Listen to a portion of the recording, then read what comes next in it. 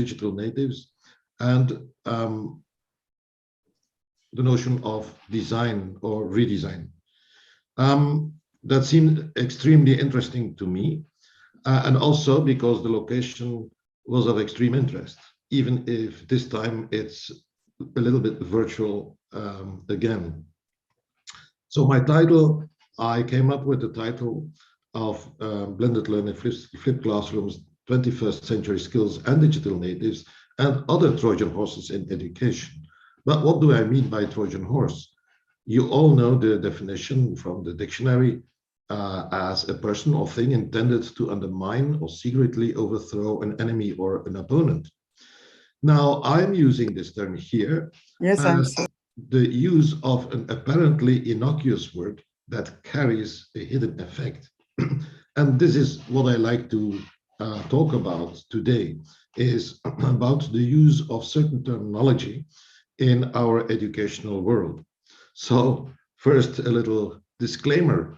In no event shall this presenter be held liable for any damages, direct or indirect, mental or physical, arising out of any decision or action taken on the basis of the information provided or arising out of attending this presentation. It's about the dangers of using ill-defined and possibly persuasive terms such as blended learning, flipped classrooms, 21st century skills, and digital natives. The presenter is aware that one or more participants at this conference may have used one or more of these terms recently. This presenter is convinced that they have done so unwittingly and with the best possible intentions. Therefore, he forgives them and encourages them to accurately define these terms before using them again. So, this said, let's move on. My starting point is, if someone asks you, how is your house or apartment?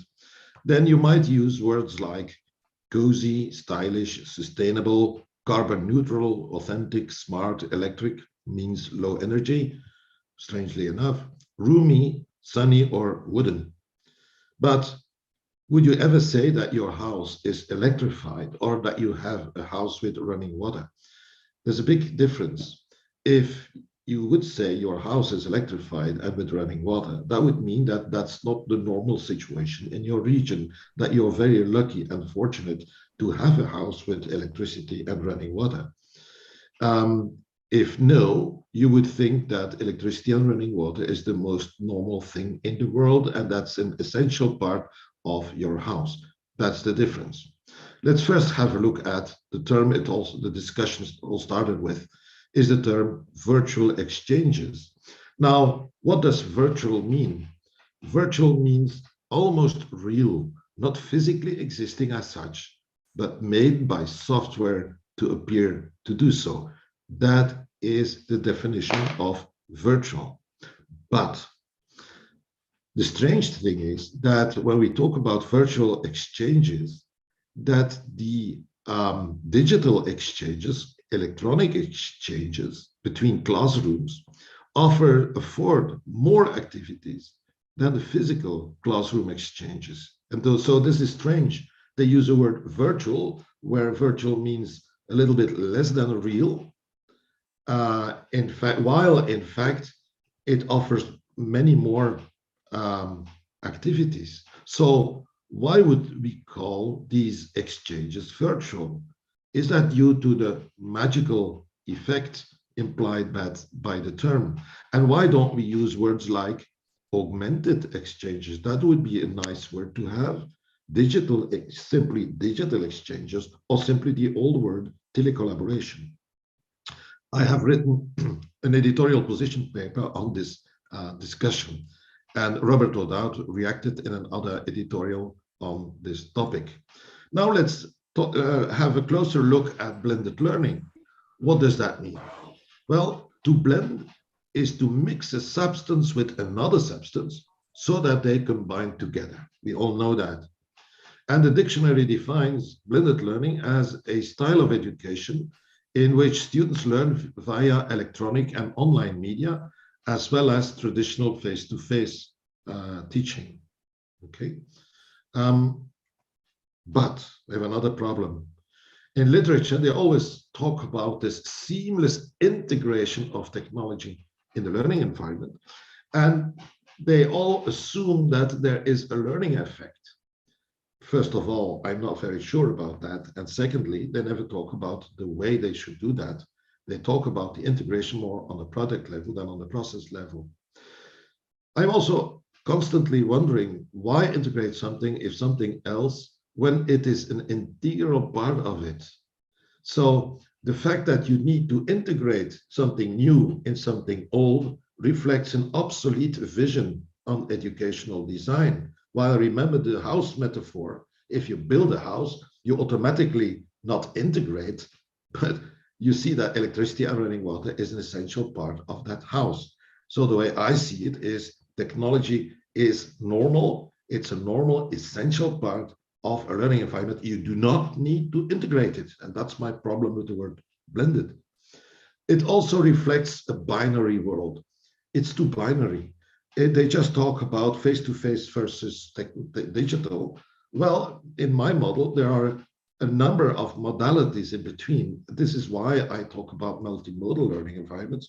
And it's not about technology. It's about synchronous versus asynchronous activities, remote versus face-to-face, individual versus collaborative, in cohort or not. So you have so many parameters involved. And secondly, or finally, the strange thing is that we use the word blended learning or blended only in combination with learning or with, but why don't we talk about blended education, blended holiday, blended cooking, a blended house, blended banking? No, we do not use that word, only with learning. That's my problem. Another term is flipped classrooms, okay? What does that mean? According to the dictionary, flipped classrooms are a type of blended learning where students are introduced to content at home and practice working through it at school. I'm not very sure about that definition. In a broader sense, events that have traditionally taken place inside the classroom now take place outside the classroom and vice versa. Again, I have problems with that because simply to flip something means to turn it over. It's that this is flipping, to turn over or to move, push, or throw something with a sudden quick movement. We flip hamburgers. We do not flip classrooms. It's not about flipping. It's about swapping, switching, or inverting. Now, we do not need to flip any activities if they have their justifiable place and role in the learning environment. Like there is a place and a role for drill and practice, could be in the classroom, could be outside of the classroom. It all depends on the design of your learning environment. But saying that introduction to content should happen at home and practice inside the classroom, I think that is largely exaggerated. There is another problem, that's the planning problem for students. If we ask them to prepare every lesson with content introduction by watching knowledge clips or anything else, then we suppose that students will have the time and be able to do their planning while preparing their lesson, and that's not the case. Also very strange is that blended learning of flipped classrooms always talk about what happens before and less frequently about what should happen after the classroom. Now, the strange thing is that we did all that in the 80s already. We had drill and practice interactive courseware in the 80s that was used at home. And we saw that as a means to let the teacher have more time for interesting activities instead of just boring drill and practice. But we thought that was just such a normal situation that we did not need to coin a specific term for that. What about 21st century skills? Well, 21st century skills comprise skills, abilities, and learning dispositions required for success in a rapidly changing digital society of the 21st century. That's beautiful. But I'm wondering, which skills did I need in the 20th century? I'm already a little bit older. So which skills did I need in the previous century, which I do not need anymore? Or which skills do I need now that I did not need in the previous century? I have no idea. There was perhaps not enough focus on some higher order skills in the 80s and 90s. So, but why do they use the term century? Why not simply say it's now a digital society, or just say, listen, this fits within this rat race image of our society. Or why not simply talk about in terms of Bloom's taxonomy, Bloom's digital taxonomy, and name them. What are these skills? So I have problems with, I agree with the higher order skills, although what I see is that many people would like to give these higher order skills to the computer and the lower order skills to the teacher. Why I think that we should give these lower order skills to the computer and the higher order skills to the teacher. Now, there's one skill that I think was really typically 20th century, that was competition, which I hope in this century will be less important. Now, digital natives is in the title of this conference. And of course, we all know what we mean by that. It's a very important phenomenon. Prensky in 2001 said, our students have changed radically. Today's students are no longer the people our educational system was designed to teach. Right, this is correct. But in literature, there has been a huge debate. And people started using the term for assuming that young people had different brains and that we should change our pedagogy accordingly. Now, also strange is that discussion ended a little bit, but some people are still using terms like that. Well, my reaction is yes, we all know nerds, gamers, geeks, hackers, tech-savvy millennials. They do have special interests, skills, and goals, but do they really have special brains? What some people really believe. Well, most students know the basics of apps and games, but they do not know enough about the dangers of social media, nor about the advanced features of Word, Teams, or Twitter. Now, what's the foundation and use of terms such as Generation X, Y, Z, and Alpha, Millennials, Boomers, and Digital Divide? Do they belong in a scholarly scientific discourse? I do not think so. Yes, we always need to adapt to our learners. We always need to redesign our education accordingly, but they do not have different brains that would require us to change our pedagogy fundamentally. Now, there are other terms such as deep learning, big data, serious games, artificial intelligence. So, well, all these terms are used by people with the best possible intentions, but they should be aware that these terms may carry a hidden meaning or targeted effect. That's what I mean by Trojan horse. For instance, artificial intelligence routines have not changed much since the 80s. But data, the routines, I know that because I have been programming for more than 20 years. But what makes artificial systems so powerful is data nowadays. The algorithms have not changed much. Okay, we all know neural networks and so on, but the power from what they call artificial systems comes from the data. Now, my boutade this time is again, as long as apps are unable to prepare my perfect romantic weekend, as long as apps are unable to prepare my lessons, there is no artificial intelligence. What we have is smart systems. Robots might seem very impressive. They dance, they play soccer. But in my view, it's rather easy to imagine the software behind it. But I'm still waiting for the app that prepares my romantic weekend. Where will I go with my wife and what shall we do? And that is not really available for the moment. So what I've written before is we should switch from all these terms have something to do with product features and that we should pay more attention to the process behind it. These terms have probably been coined to name new and largely unknown phenomena, but very few remember their originally intended meanings, and many use these terms with different connotations in mind. Persuasive terms convey a mostly ungrounded reason for using technology. They put pressure on teachers to use technology without explaining why in terms of a clear rationale or of substantiated evidence. So these terms are, in my view, ill-defined.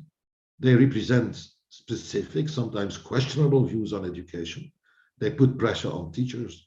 They refer to product qualities. And my point today is that the targeted learning effect, everything that we all want by using technology, by creating beautiful learning environments, what we want is to create a learning effect. But in my view, and that is my research, that this targeted learning effect depends more on the process behind it than on product features. Learning effect is not proportional to the number of boxes that you tick as features. It's all about the reasoning behind your design. And well, I've been thinking about this all my life, and I've come to the following conclusion that design has 3 dimensions. I'm working on this for the moment. That first of all, design is about application of theory, application of what is known, application of models, theories, knowledge, both about the product and about the design process itself. Design is also about adaptation to local context. Even if we know, we apply what we know, like self-determination theory is an example, we can apply that theory to the design of our learning environment. But we have to go a step further. After that, we need to adapt to local context. We need to adapt to individual learners. We need to adapt, we need to differentiate, like Universal Design for Learning tries to integrate all different types of learners. We need to adapt to the context of the learner, etc. And in a third stage, design is about approximation. That means that the perfect learning environment cannot be created in one step.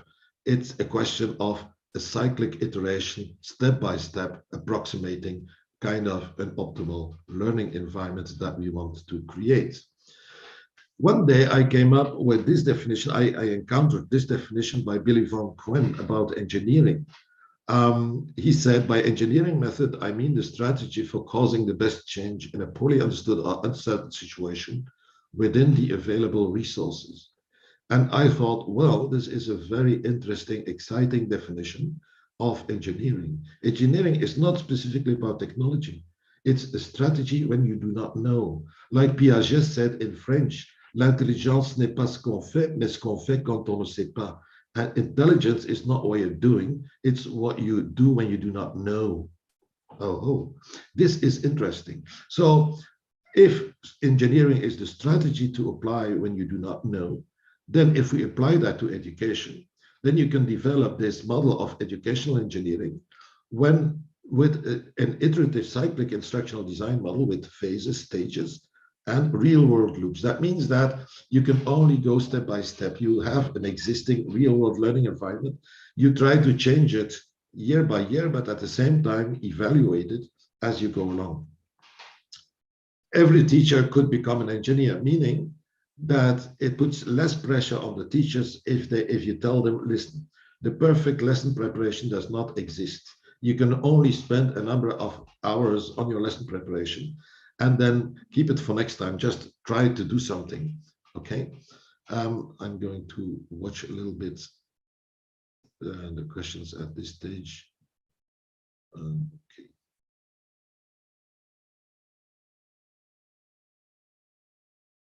Okay, I'm going to answer that question in a moment. What my point is that every teacher should become an educational engineer by looking at his or her learning environment as a hypothesis, as something in progress. And every researcher, as a teacher, should formulate his or her own hypothesis, research hypothesis. What happens if I give my students more autonomy? What happens if I build more relatedness among my students? In my case, I have formulated 4 paradigm shifts. That means a paradigm shift is a hypothesis that turns around certain things. That means that in the ecological paradigm shift states that no technology carries an inherent, measurable, and generalizable effect on learning. This targeted effect can only come from the learning environment as an ecology. So this is what too many people still are looking for in their research. They integrate technology in a blended approach and try to measure some effect. It doesn't make any sense because that effect only can come from the entire learning environment as a whole. The process-oriented paradigm shift states that the eventual learning effect of the learning environment is proportional to the designedness of the learning environment. That means that it has something to do with the process. It's the quality of your design process. It's not the product, because the product will be different according to in every situation, in every context. The product, a good learning environment, will depend on your goals, on your personality as a teacher, on the context of your students, on the available resources. So the product should be different every time. It's only about the process. We should really stop talking about product features when we talk about learning environments. The demand paradigm shift states that the methodological design process creates demand for specific technologies. So it's not about integrating technologies, it's about designing a learning environment like you design a house, and then you will know whether or not you need an elevator, a swimming pool, everything. The design creates the demand for specific things. And last but not least, the psychological paradigm shift. I've written an article about that the focus on personal goals is a more efficient way to realize pedagogical goals. Those are examples of research questions, paradigm shift, things that you can turn around in your design of the learning environment, where it's not about flipping, about digital natives, about blending. It's about designing for your context. And we should all try to work together on the process. And this is what I'm trying to do. And I focus on conceptualization as a stage and design. That means that what I've seen over the years is that the best possible pedagogy can fail if personal goals are not being respected first. So I focus on eliciting personal goals as design concepts: autonomy, competence, relatedness, support, identity, etc. And I try to identify conflicts between personal goals and pedagogical goals. So my conclusion is, it's not about pedagogy, not really, because we have good pedagogies, we have good didactic methods.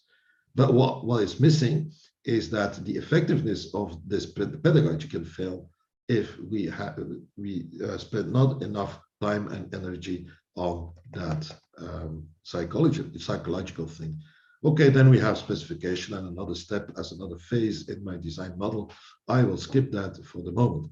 So my conclusion is, don't flip or blend, but design your learning environment in a methodological way. Let's all do this together. Let's all focus on the process, because if we apply the same process in our context, in our situation, we will all arrive at different products. And this is beautiful.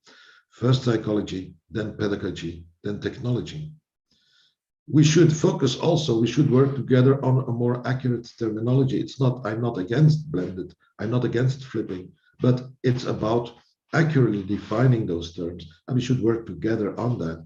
It's strange that terms like hybrid are much better defined. Hybrid is teaching face-to-face in a classroom and remotely at the same time.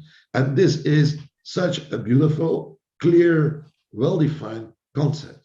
Online, digital, remote, ubiquitous, mobile, distance.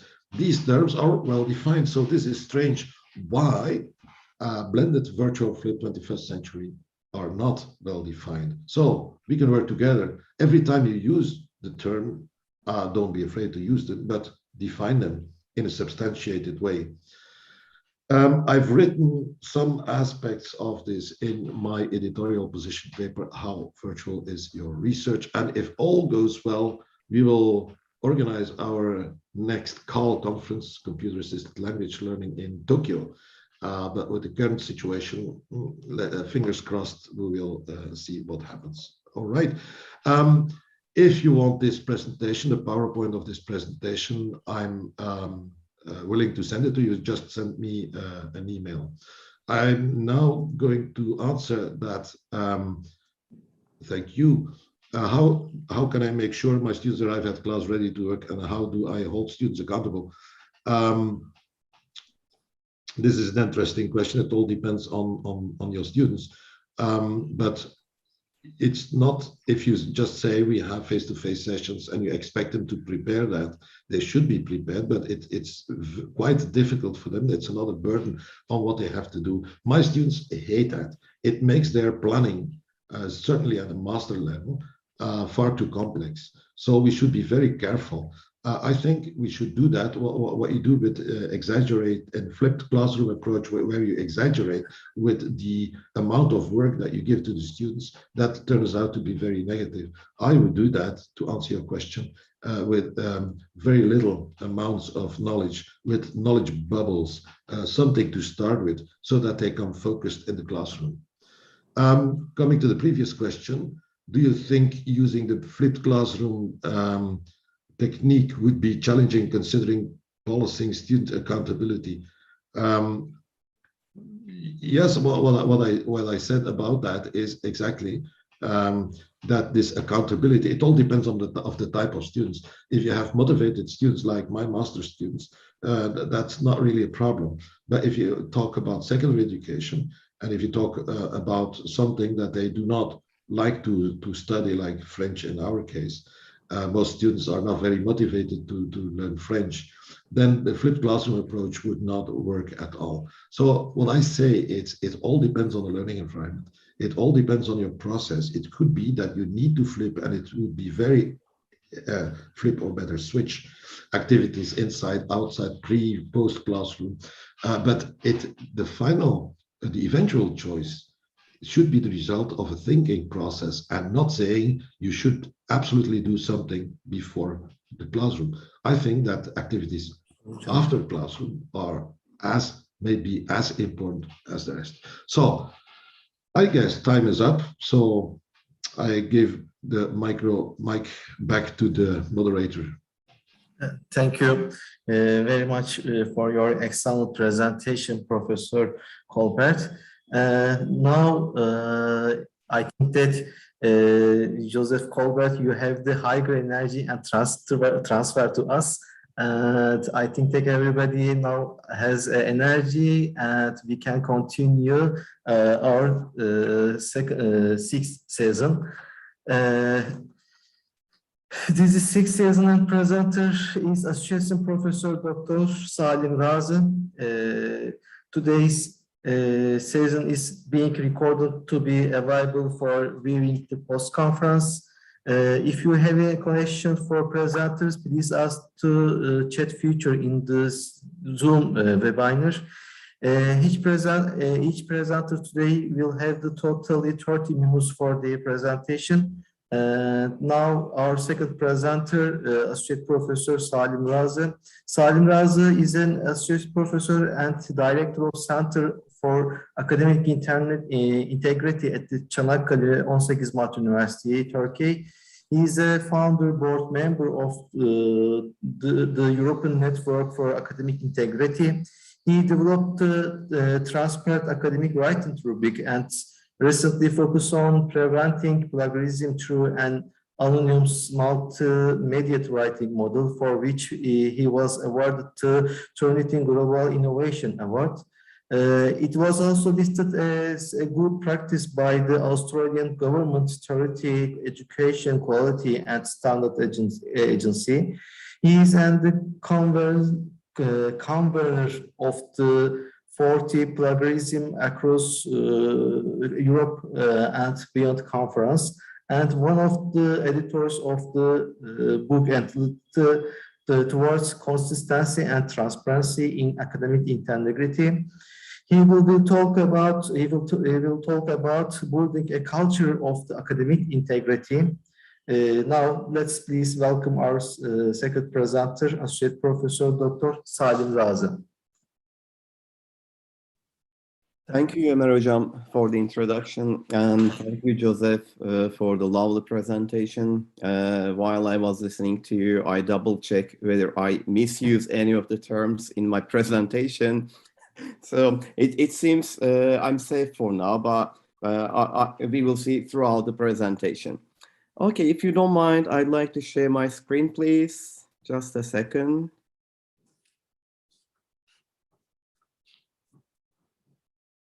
Okay, hope you can see the presentation.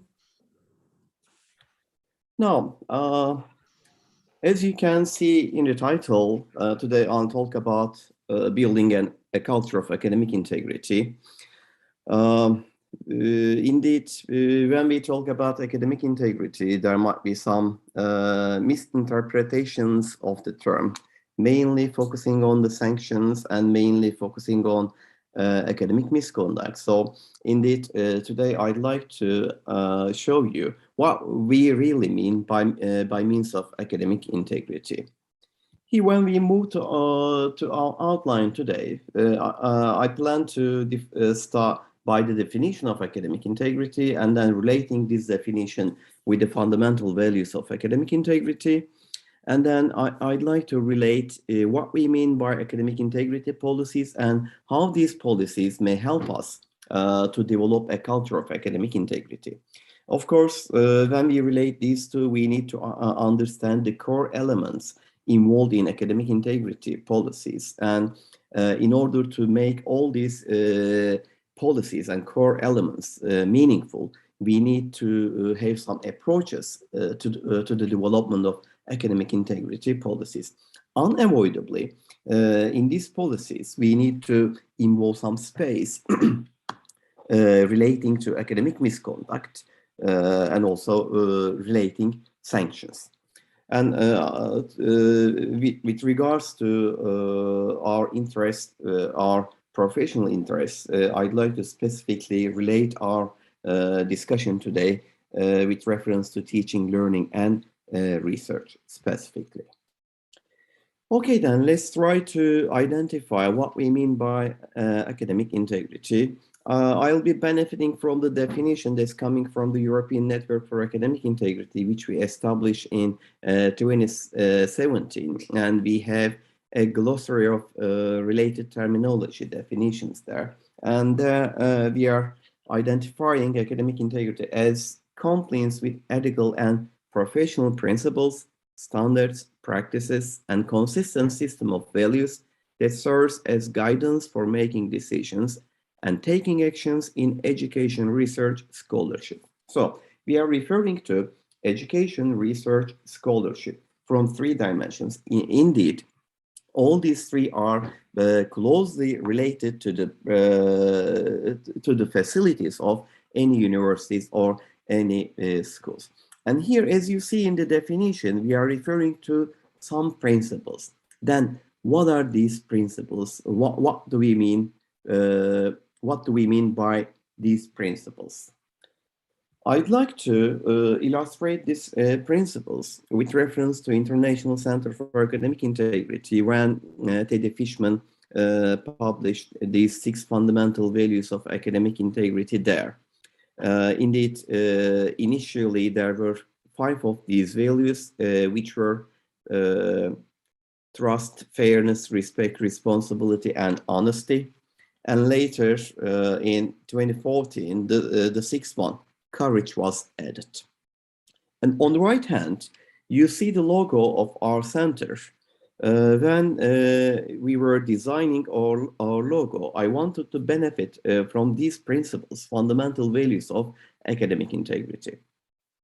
You see the building, indeed, it represents the universal shape of university, and the columns that you see, they are reflecting trust, fairness, respect, and responsibility. And the roof is reflecting honesty, because to our understanding, honesty seems to be a value which is combining all the other values. And when it comes to courage, courage is necessary in order to fulfill maintain all the other fundamental values. Therefore, we need stairs to go into the building, which we recognize as courage here. So when we refer to academic integrity, indeed, we are referring to these fundamental values. At the beginning, when we refer to the term academic integrity, it may not seem that complicated, but when we start studying it, it becomes a bit complicated. This is what Tracy Bratack indicated in 2016. It may become complicated because of the involvement of stakeholders, because it requires a collaboration from different stakeholders, indeed from all stakeholders, and considering the globalization of education, we need to cooperate at a global level. Here, indeed, the main aim of this presentation is helping us understand how we can build a culture of academic integrity at our institutions. However, as I said previously, this requires collaboration and also benefiting from policies. We need to be careful here. The fundamental values of academic integrity, these are essential for any educational activity.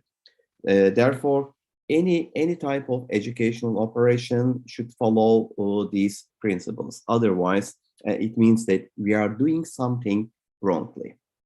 If we manage to build academic integrity culture, then what happens? This will increase the quality of education because of the involvement of an atmosphere of trust at the institutional level. And when we do this, then it means that we will be bringing honest individuals to the society.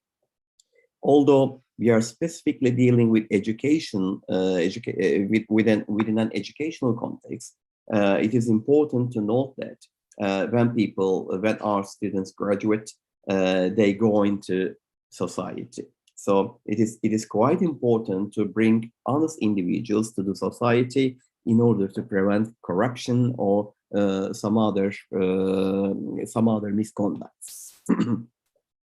However, this will require quite a lot interaction and cooperation with all stakeholders. What do we mean by an academic integrity policy? When we refer to an academic integrity policy, indeed, we try to understand a logical framework which may help us to maintain our educational activities or the other related activities in an acceptable manner by following the principles of academic integrity. And there are different approaches to develop academic integrity policies. And I'd like to provide some samples, some excerpts from these policies here. And mainly, we are referring to multi-stakeholder approach that's coming from Tracy Bretak. This is a holistic approach, which also benefits from a proactive methodology. And these policies will be providing some logical framework for us, indicating the responsibilities of different people involved in education. And also, in the case of having an academic misconduct, these policies standardize and the issues, the sanctions for us.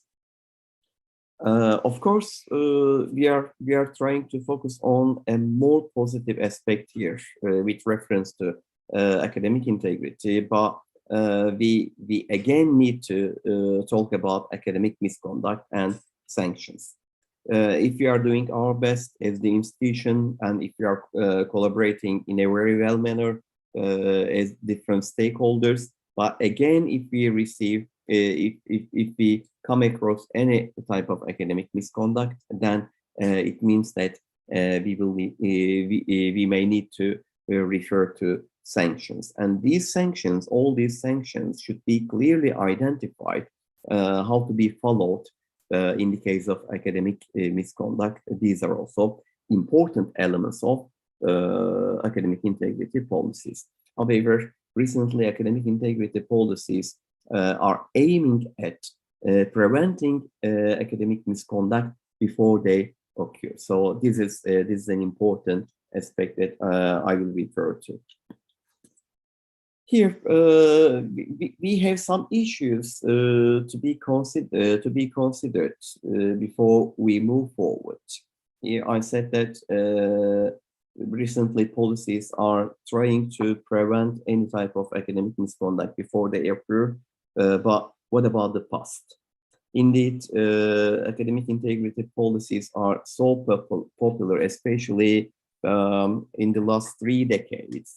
And we see that the initial policies mainly focus on or mainly follow deductive or reactive approaches. And what do I mean by deductive and reactive approaches here? Suppose, for example, if as an institution or as a teacher, you simply focus on deducting plagiarism, then it means that you are following a deductive approach. Or if you simply focus on, after detecting the academic misconduct, if you focus on how to react, I mean how to deliver the sanctions or which sanctions to deliver, then it means that your policy is reflecting from a reactive manner. Of course, detection and reaction should be covered in the policies. However, when it comes to proactive policies, preventive policies, or in other words, the aim is preventing academic misconduct. Indeed, more than preventing academic misconduct, the aim is building a culture of academic integrity. So if we manage to build this culture at an institutional level, then it means that automatically we will be able to prevent academic misconduct. Therefore, as you can imagine, developing an academic integrity policy, I mean, a well-developed policy, this requires quite a lot of attention. And if you are not experienced in developing such policies, then it should be better to contact with the others in terms of developing the policies. And under European Network for Academic Integrity, we there have a working group on academic integrity policies that I am leading. If you like, you can join us. It doesn't require membership. Anyone interested in academic integrity policy development may email me, and then we can consider your contribution to the group. And here I'd like to also mention a PhD project that my supervisor Özgür is maintaining here, and I shared the link here, and I will also share the link in the chat box. Just a second, please.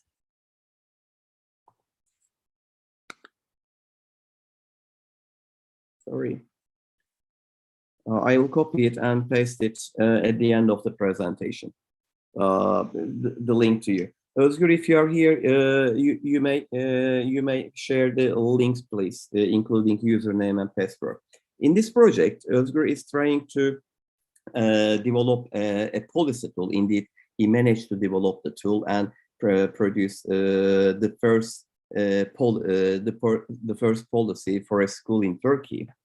So what he did in this tool is collecting policies in a global manner from all around the world, and then identifying the issues that are taken into consideration in these policies. And then he developed a template with the help of the experts from European Network for Academic Integrity.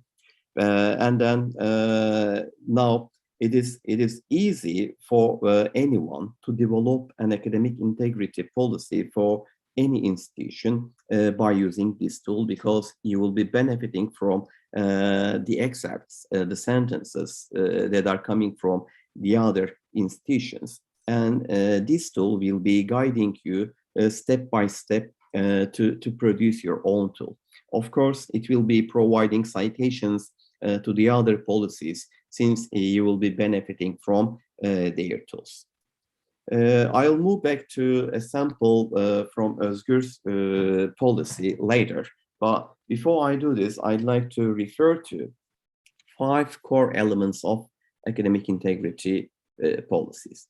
Indeed, here, Tracy Bretak once again is providing very useful guidelines for us, identifying what we need to take into consideration. The first thing she suggests is accessibility. So the policy should be accessible by anyone. If you do not make it known by our students, for example, then it means that we are not doing it right. Secondly, we need to follow an acceptable approach that I said. For example, it could be preventive approach, proactive approach, anything where we benefit from education.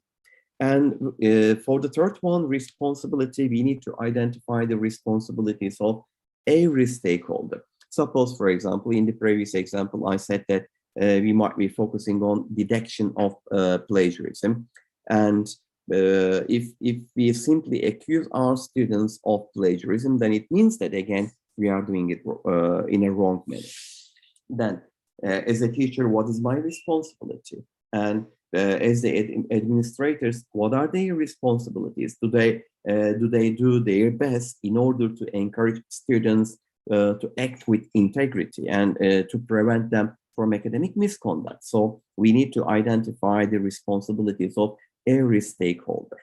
And fourthly, she refers to the details. And of course, we need detailed information, detailed statements in the policies, but not excessive descriptions of breaches. Otherwise, it would be too complicated for the stakeholders to follow. And finally, she refers to the support. We need support. I will call your attention to the importance of collaboration with the others when we draw related conclusions. But here, Tracy is calling attention to the proactive approach here and the implementation of the policy by the integration of others. Considering all this, then what do we understand from a policy? What should it cover?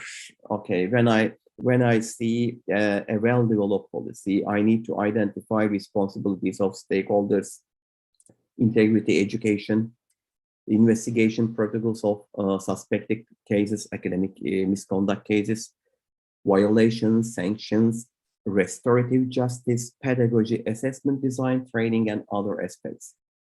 Assuming that you may not be very familiar, for example, with restorative justice, I copied the related section from Özgür's ongoing study here, relating to restorative justice. Suppose, for example, you realize that one of your students are plagiarizing, and after the investigations, you decided that, and the committee decided that, yes, this is plagiarism. When we refer to restorative justice, we this time try to minimize the harm caused by the crime. I mean here, plagiarism. So it seems that the student has an intention not to repeat such an academic misconduct in the future. So what we try to do, we try to change this academic misconduct into academic integrity. So we are trying to educate students by giving them a second chance if necessary. Of course, restorative justice process should be clearly identified how the decision could be taken to help the student here. So you see the excerpt here. If you'd like to see the details, I shared the link here. And if you like, we can share the link in the chat box as well. So far, as you see, indeed, we are moving from a punitive approach to educative approach. Rather than delivering the sanctions, we are trying to educate individuals so that they act with integrity at school and they become responsible individuals when they join in the society after their graduation. Here, I am this time referring to Tricia Bertram-Gallant, and she's also referring to positive approaches here. And she is calling our attention to the importance of being a model for our students.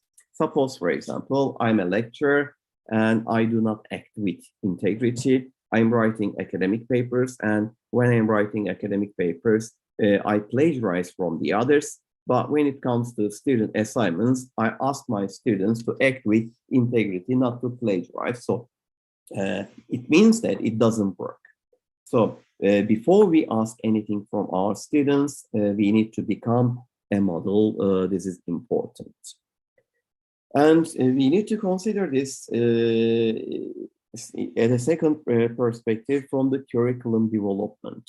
Here, the assessment should be designed in order to facilitate and measure learning. So in our assignments, if we simply try to prevent cheating, then it means that we are doing it wrongly. Throughout the pandemic, I believe we misinterpreted this, and some people, in a way, some teachers, I mean, or institutions, try to stop teaching or assume they try to stop teaching by simply asking students for honor codes to declare that they do not cheat during the exam, which to my experience does not work. And here it is quite important that we need to find in-service teachers in addition to pre-service teachers in order to teach these issues, these approaches to them. Here, this time I am benefiting from a three-level model of intervention in terms of creating cultures of academic integrity. And here you see at the bottom, we have students, teachers, administrators, parents. These are all stakeholders, and we can have school-wide education to cover all them. And at the second level, we have only students and teachers. This time we are specifically focusing on context-specific prevention. And thirdly, we move to individual remediation stage, where students are alone in order to act with integrity. Indeed, for those who wish to establish academic integrity culture at their institutions, Stefan's model could be a good start. Here, for holistic approach, what do we try to do? We try to support stage to every stakeholder by benefiting from materials that are available campus-wide. Indeed, we are also giving some professional development training to the staff as well. And we try to show them, let's say, for example, when we talk about text matching software such as Turnitin, okay, what about the capability of our lecturers to use the tool in order to maximize or promote academic integrity? So such in-service trainings are essential in a holistic approach. Here, I am this time referring to McCabe.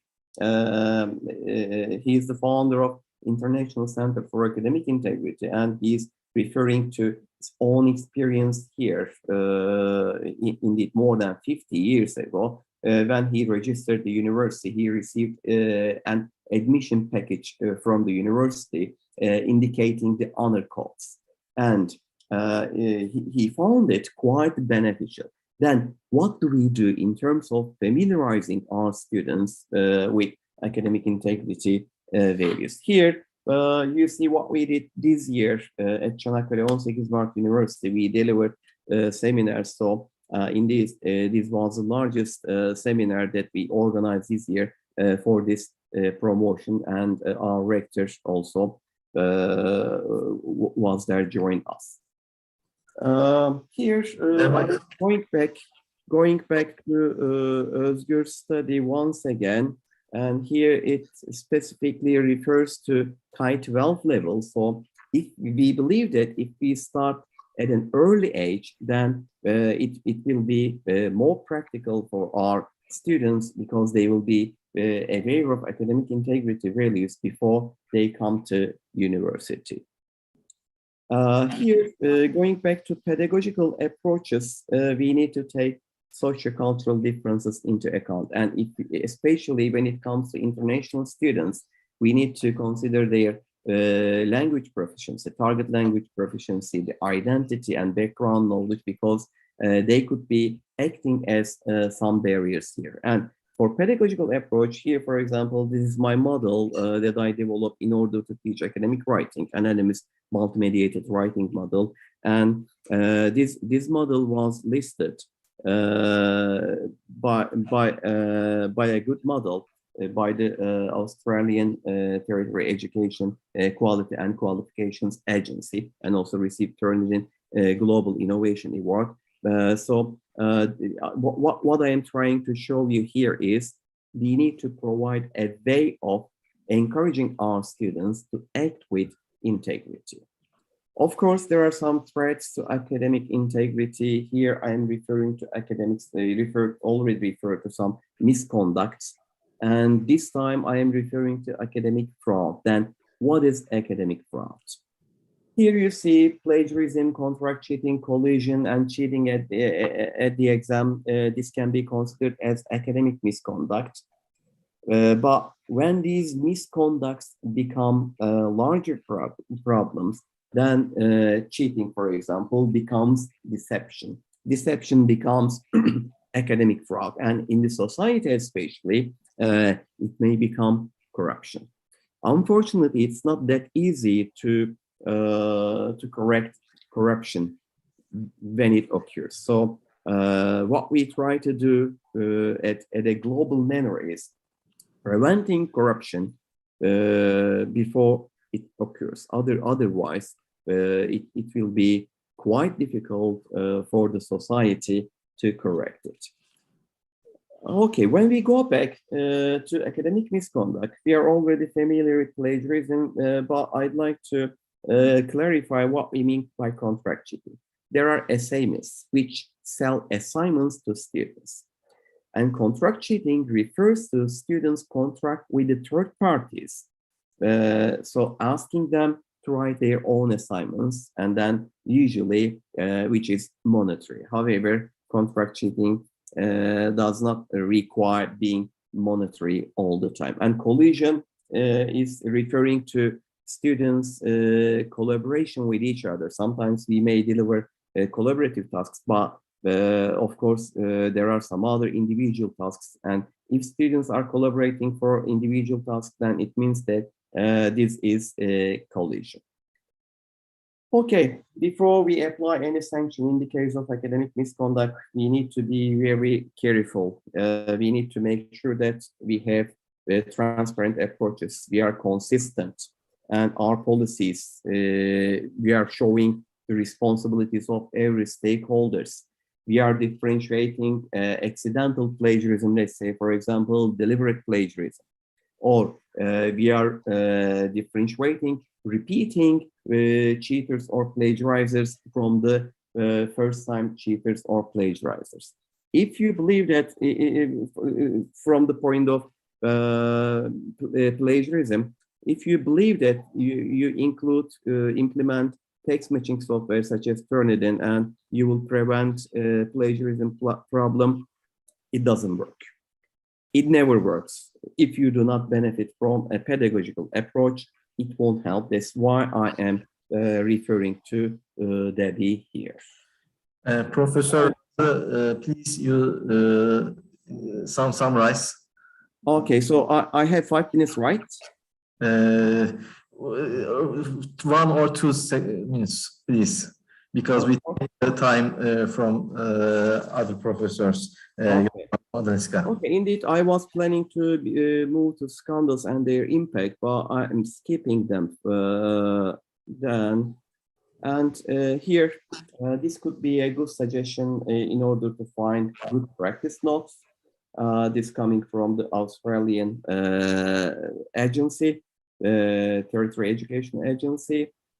As for conclusion, academic integrity policies are institution specific.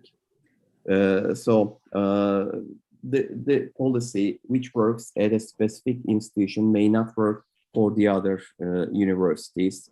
And once developed, they will need revisions.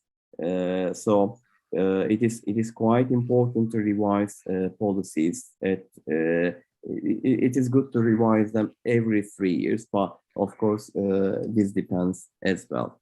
If you need any assistance at the network, we are ready to provide any assistance for you. Okay, I'd like to thank you for your participation. Thank you for your excellent presentation, Professor Raza. And now welcome to the seventh session. This is seventh session and presenter is Professor Johanna Madaliska Mihalak. Mihalak, she's a full professor of social science and she's based at the Faculty of Education, University of Warsaw, Poland. She's a head of the chair of didactic and teacher education, a member of board of scientific discipline, University of Warsaw, and a member of University Board of the Pedagogical University in Krakow, Poland. Her research work has focused on teacher education, education leadership, teachers, and school principal development and research ethics. She's an author of more than 50 scientific publication, mainly articles in journals and books. She is involved with global, international, and national scientific organizations. She will talk about online learning and participatory supervision. Now, please welcome our third presenter, Professor Johanna Madaliska Mihalak. Thank you very much, Professor, for this lovely introduction. I would like to say thank you to the organizers of the conference, especially to Dinjay Coxall for inviting me to this congress. And today I would like to share with you my experiences connected with the supervision. I would like to share the screen. Let us see if it works.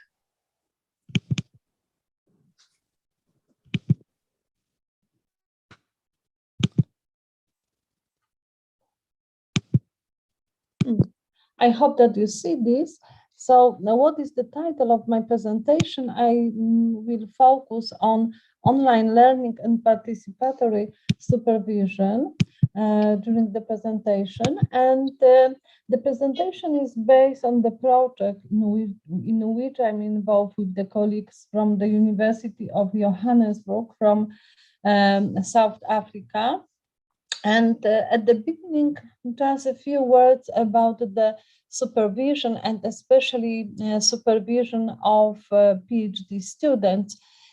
As you know, I don't know how is it in your countries, but usually when we discuss the issue of doctoral supervision, we mainly concentrate on describing the list of functions that must be carried out by the professor who is supervisor of a PhD student. And these functions are connected mainly with the student project management. And what we can say that this functional approach for sure is necessary, because without this, I think it would be difficult to even imagine about the accomplish of the PhD research. However, current time show us the necessity to have a different approach to research supervision.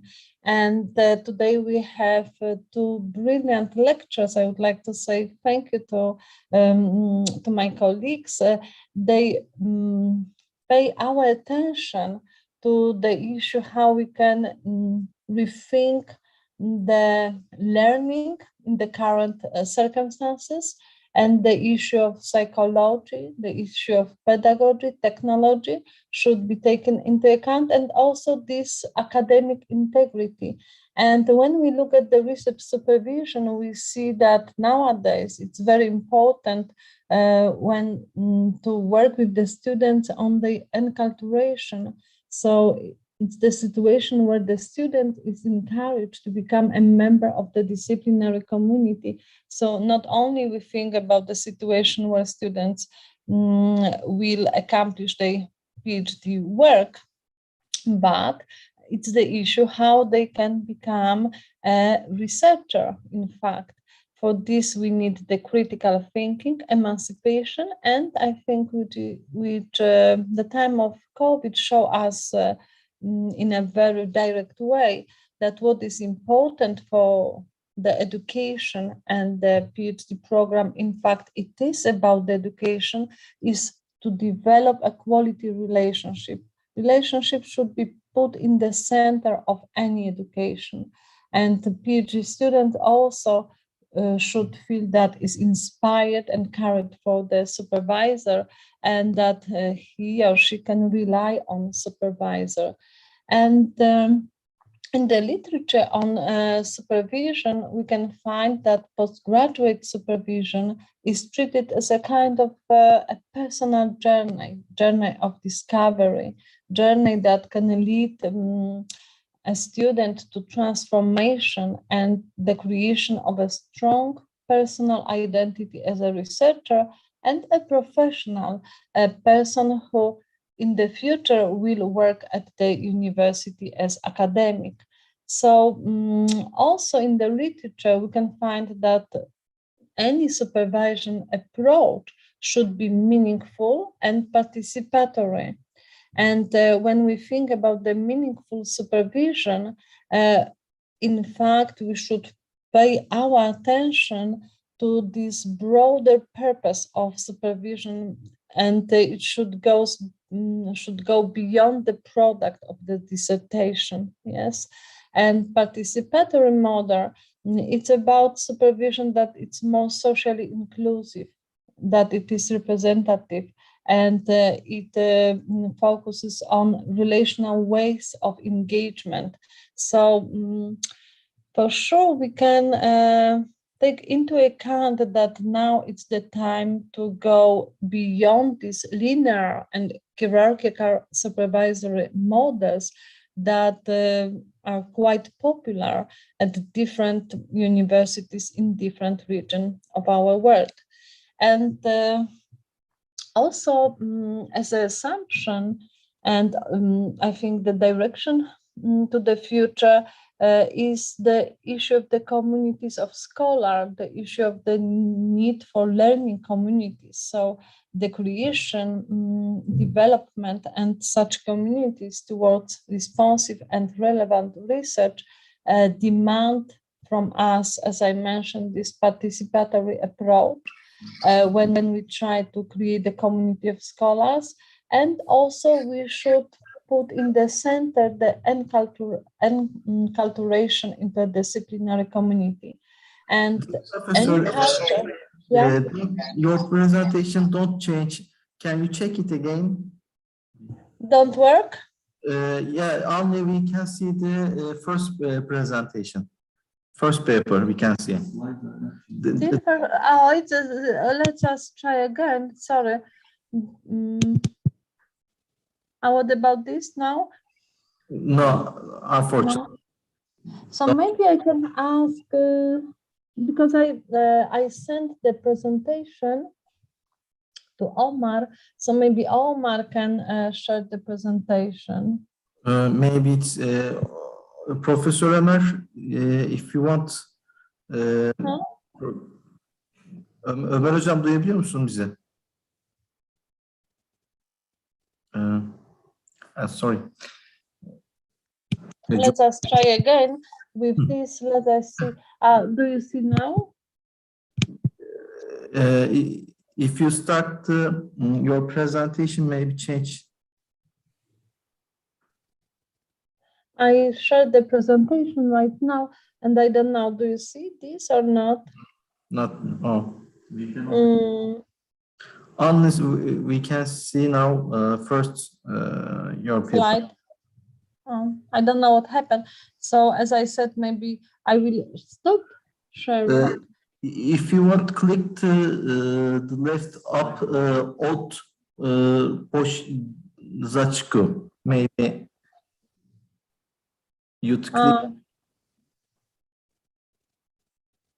Can you click I don't know. the left hand side? I stopped the sharing, so maybe I can ask Omar to share the presentation and he will help me to move through the presentation, if the presentation is needed, because we can now move on without the presentation.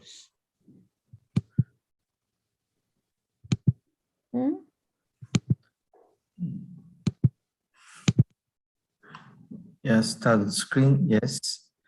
Now we have? Yeah, first I can see, yes. And now, do we have the other slide? No, unfortunately. Colleagues, so maybe we'll manage without the slides. Can you click the second slide?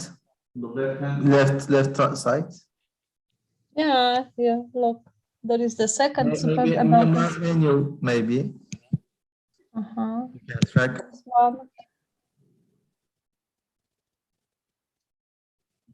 I'm changing the slides, but as you said, maybe you don't see this.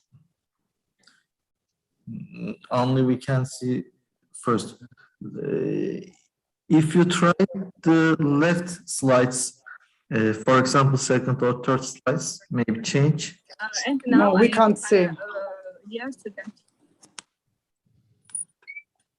Could you tell more? Why did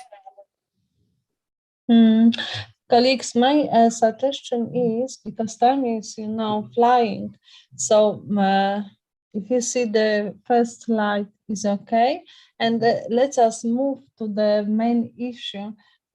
Okay, so what I would like to share with you, we'll come back. Yeah. Okay, if you want, you can continue. So. Yeah, it would be. I think it would be. There is a technical problem. No problem. You can continue. Yeah. So thank you for this. So I I mentioned about the idea of supervision, how we can nowadays think about the supervision.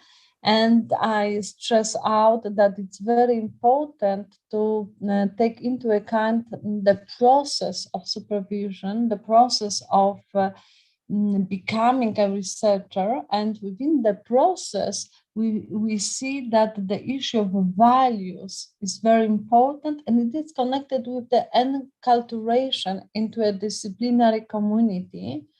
And in this process, the student voice is one of the most important issue for us when we think about the communities of scholar. In time of COVID show us that we have to move to online study. And at the different levels of education, also at the university, we notice that the online masters, doctoral programs contribute through sharing a living, you can say, curriculum design process and its implementation process. And in time of COVID, we have to rethink the education. And also we notice how much important is to combine technology, pedagogy, and as Professor Joseph stressed out, psychology of learning, psychology of belonging to the community. And when we think about the PhD project and the issue of researcher development, we see how much important is to create at the universities collegial, supportive, collaborative way. And the project in which I'm involved, and I would like to share with you the main idea of the project with the University of Johannesburg is mainly connected with the supervision and the issue how we can see the opportunities of online learning and online education. In our project, we put in the center the student voice, and we ask as a researcher, what is student voice? What does it mean to participate in the development of community of scholars that do current policies and practices on student supervisor relationship constrain or enable student voice? What are the causes of friction between supervisors and students?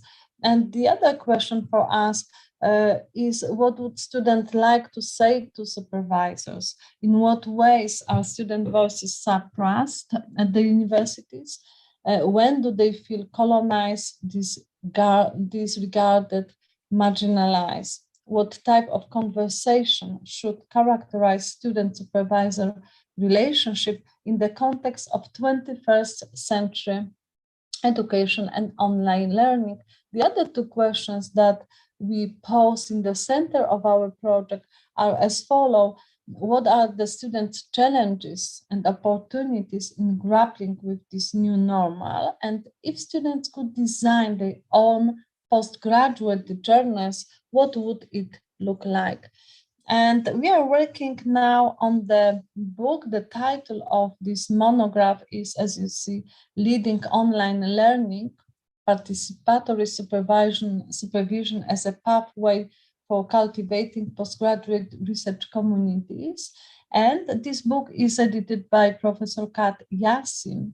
In this book, we decided to have three different sections. The section 1 is about the participatory supervision, and we present theories of participatory supervision, models, curriculum design, and pedagogy. Section 2 is about the online technologies and how, with the use of online technologies, we can think about the community building, skill development, and support. And section 3 is about the researcher development, especially about the identity and networks. And together with Professor Logan Govender from University of Johannesburg, I work on the chapter about the research identity formation. In the context, we mean about this online learning. And we designed the research study on the researcher identity. We work with our PhD students, and in the center of our study, we put some questions. So we would like to critically evaluate the opportunities and constraints that online forms of engagement have had in our researcher development journey. We would like to discuss the challenges and values that have shaped the students' action and agency in the research identity formation before and during COVID time. Also, we were looking at the support that it's really important for the students, what kind of the support they were given in order to, to the research identity formation. And we try to learn from these students, listen to their voices about the teacher education. What do they think, what is important for the teacher education and preparation in the future? And regarding these different questions, we noticed that what is important for formation of the student identity is the social presence. Is very important nowadays to have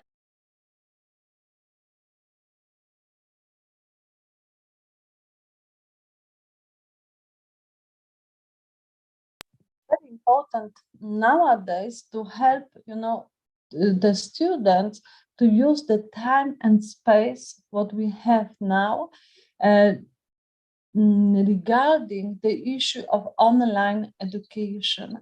And one of our students say, when we ask the students about this critically, the evaluations of the opportunities that online form of engagement have had in his research development journey, the student said that online forms of engagement provides a flexible and convenient capability of technology assist supervisor to meet electronically both rural and outlying areas covered at various locations with proper equipment.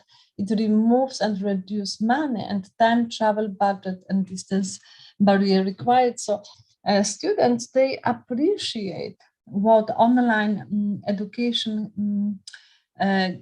gives them. They see that some barriers can be overcome, and they see that online education can help them to develop. However, they say also that online engagement is not for everyone. As such, it is not essential to replace face-to-face supervision involving some physical location. Most of the time, it's marred by technological failures and lacks of experience with computer-based technology threaten online supervision. It has limited opportunity to view non-verbal communication. There is also limited bonding between the students and supervisor. And the students, they stress out that the presence, the relationship are really important for them in order to develop as a researcher.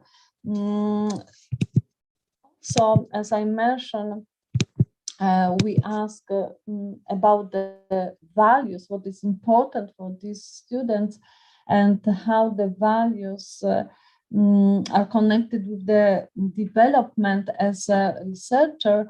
And one of the students mentioned, my personal identity, driven by the need to acquire more knowledge and to grow in the education field, has pushed me to become a researcher. Furthermore, I'm a naturally inquisitive person, so my desire to know more about the issues around me is one of the main push factors in my research journey. My family values education, hence, I always have people pushing me to go further with my education. However, the most important value that shapes my research identity is a search for understanding. The search for understanding why social life is what it is. This is not guided by my family, school, peer, community, or university influence per se. In other words, I didn't develop this desire to understand social life in any of these spaces. However, the ability to contribute to all these spaces as a result of lessons learned from research and understanding social life does maintain my passion and is a motivating factor. So some students in our study, they stress out that there is a lot of different factors that influence on them as researcher. However, what they see, what is important for them is sometimes something which is increasing in them. And the issue about the teacher education, the students, they mentioned that I will quote one of the students, the rapidly changing student-supervisor relationship in relation to ICT will be extremely important in changing the ways in which teacher education curriculum is framed. It will allow for a more inclusive environment in which student voices can be heard and accommodated. I foresee a future in which researcher training and development will be a specific area of study. ICT knowledge will no longer be the domain of the supervisor, as students who are coming into the research field may be more exposed to ICT than their supervisors. Research, training, and development will therefore become a mutual and reciprocal exchange of skills and knowledge. And some concluding remarks, because I see that it might be difficult to you to follow me regarding the issue that you don't see this presentation. So what we would like to, what is important to think about the supervision in the current context. I think that this idea and the practice of participatory models of supervision, especially at the level of doctoral study, the participatory model in area where collective capacity building, system thinking, and collaboration have come to the forefront cannot be ignored. We have to focus on this model because it is really needed. It's timely, and building research capacity is important goal for university. If we would like to think about this academic integrity, if we would like to put into center these 5 different values as our colleague show us, we have to take into account how to promote interactions between researchers, between the supervisor and PhD student as well, because we should bear in mind that any PhD student can be a part of the academia in the future. And what we need for sure nowadays, it's the needs for new democratic, empowered, and inclusive approaches to PhD within the current context of face-to-face and online postgraduate supervision approaches. And universities, they embrace online learning, and there is a further need to reconceptualize supervision and to see innovative new approaches to supervision, including also these new theoretical frameworks. And there is the question, what do collaborative structures such as professional learning communities, networks, and teams offer in postgraduate student journey? From my point of view, the future holds great promise for new ways of thinking about supervision. So I would like to finish maybe with this. If you have any question, you are welcome. I will try to answer them. Thank you. Thank you, Professor Madaliska Mihalak. It's a very nice presentation. If you have any question for Professor Madaliska Mihalak, please add them in the chat and we can answer them now.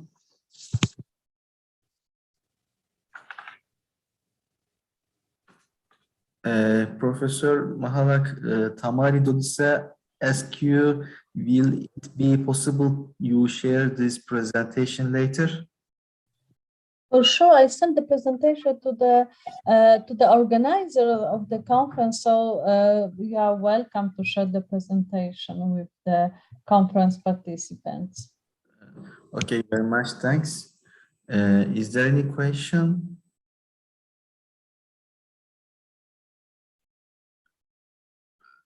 I think that there is no question.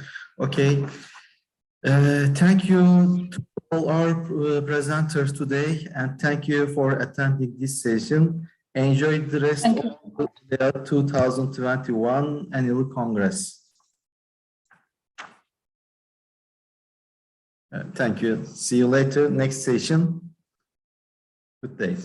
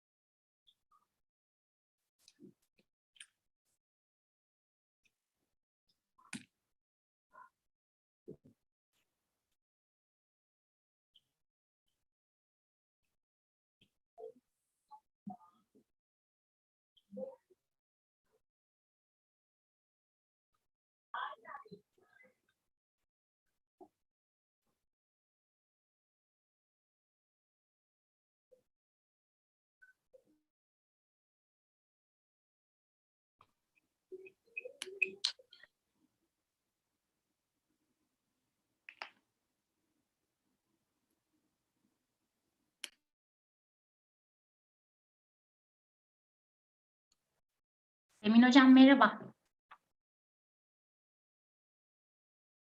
Merhabalar, nasılsınız? Nasılsınız? İyi misiniz? İyiyim, teşekkürler. Siz nasılsınız Eda Hocam? Teşekkür ederim, sağ olun. Sizin de var bu session. Evet, evet, bu session'dayız. Evet. İyi, böyle de denk gelmiş olduk. Aynen, aynen. Yüksek lisans öğrencim. Biraz sonra gelecek, o da katılacak. Olsun yapacak. Hı hı. Güzel. Kolay gelsin.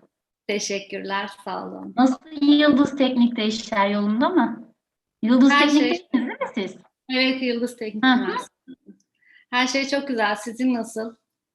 Sağ olun hocam. Yoğun işte sizinkisi gibi aynı. Sizin TÜBİTAK bitti. Evet, size böyle bir donma, kesik geliyor ses ama benden mi kaynaklı, sizden mi kaynaklı acaba? Allah Allah. Şu anda kesip geliyor mu sesim? Ya hatta görüntü de öyle geliyor. Bir dakika Yani internete biraz bak. önceki session'ları izledim mi? Öyle değildi sanki.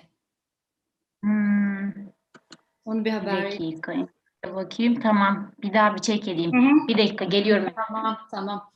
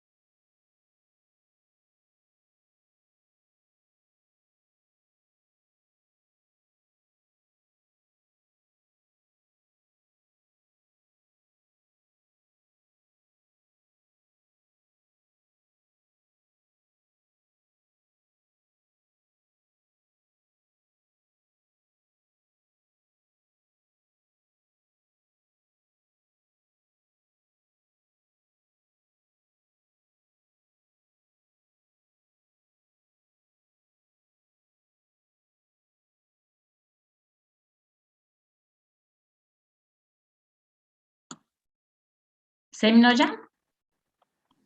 Efendim hocam. Şu anda nasıl sanki daha net. Evet, evet. Şu an daha aşağıdaki paylaşımı kapatıp geldim de daha net olsun diye. anladım. Demek ki Teşekkür ederim. Sağ Rica olun. ederim. Feedback için. Görüşmek üzere. Görüşürüz hocam.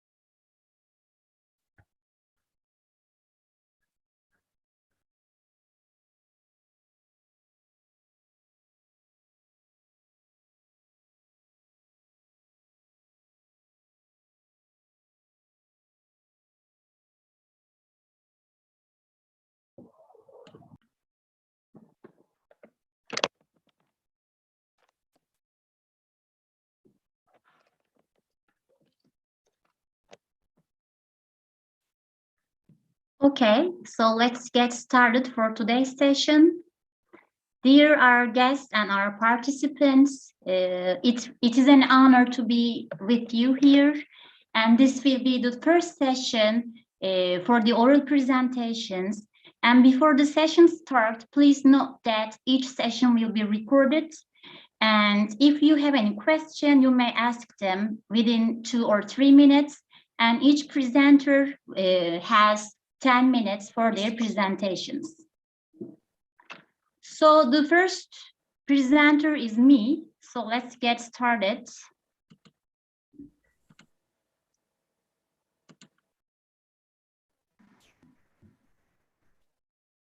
Okay. So as you see, the title is examining the effect of students' language background on their evaluations about second language learning process at a preparatory program. And the outline of my session will be number 1, justification, then research questions, then methodology, and finally results and discussion. And as I told you before, the focus will be on program evaluation of a preparatory program. And why do we have such kind of an evaluation? It is twofold. It can either improve the program, which is defined as formative evaluation, which is known as summative evaluation. And in the first one, it is used to gather and share information for program improvement by identifying problematic aspects, whereas the latter one is applied at the end of a program to get information about program success. And it is also pointed out that program evaluation should be conducted regularly by using one of these methods, identifying whether students are meeting the learning objectives and leading to the necessary changes. In this respect, program evaluation in education is both central and challenging task, and foreign language instruction is no exception. That is why I just focused on... Eda hocam, pardon bölüyorum ama bizde slaytlar kaymıyor. Why is it the case? Bilemiyorum. Bir daha yansıtır mısınız? Tamam, şimdi oldu. Teşekkürler. Okay. Let's do it in that way. Can you follow it now? Evet, şimdi düzeldi. Teşekkürler. Duyuyoruz. Yes. Okay, good. So despite the centrality of the common European framework or reference for languages in language teaching and assessment, studies investigating its learning outcomes in language program evaluations are quite scarce, and that is why I focused on such kind of a study. And okay, so a survey research method was used as a research methodology in the study. As a sample of this research, 813 students attending at mid-sized university preparatory school were used, and data was collected during the fall and spring semesters of the term that is given, and communal sampling method was used. And you can see the variables and the categories for the participants. As you see, we have level, experience, type, and weight of the program that they are enrolled.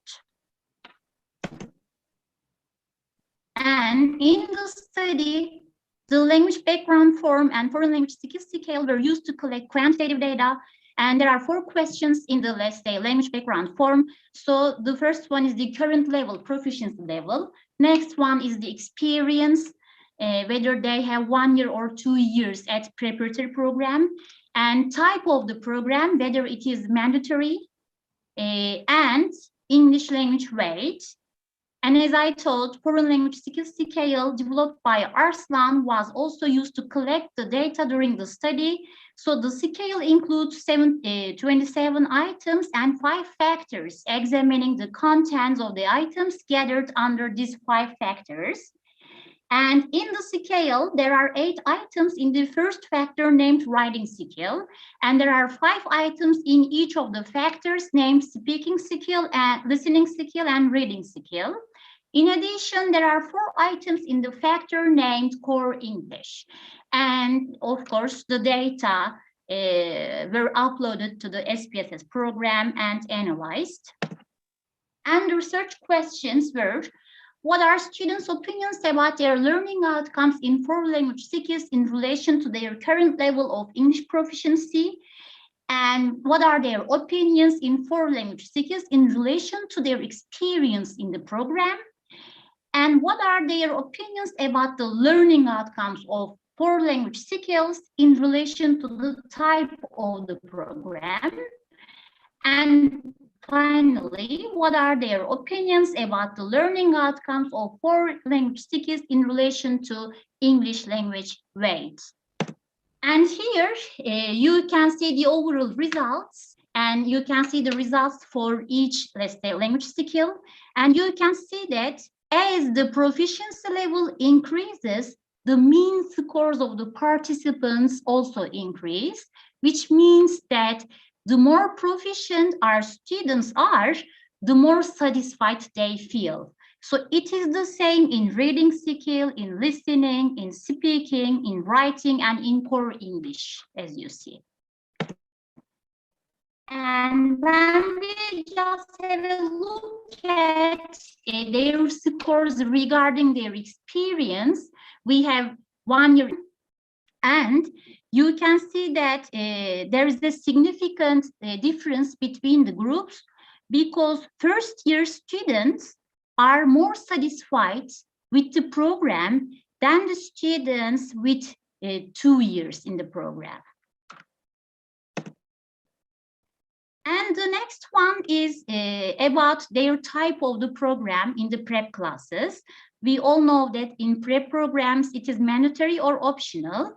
But if you look at the mean scores of the participants, you can easily understand that there was no significant difference among the groups. Then comes the participants' opinions related to the weight, because we have such kind of variables, 3 variables in that group.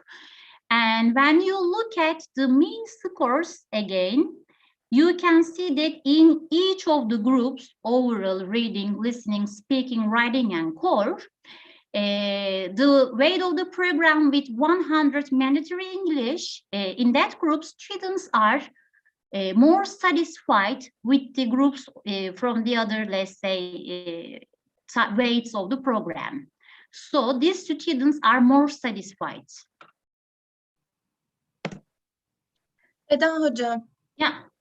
We cannot follow your slides again. Again? Okay. So let's do it in that way. You see it now? Yes, Hocam. Okay. So here in the type of the weight, you can see that students from 100 mandatory English program are more satisfied when compared to the other programs.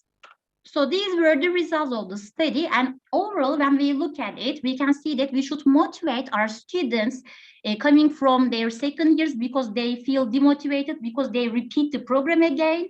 That is why, that can be why their mean scores are lower.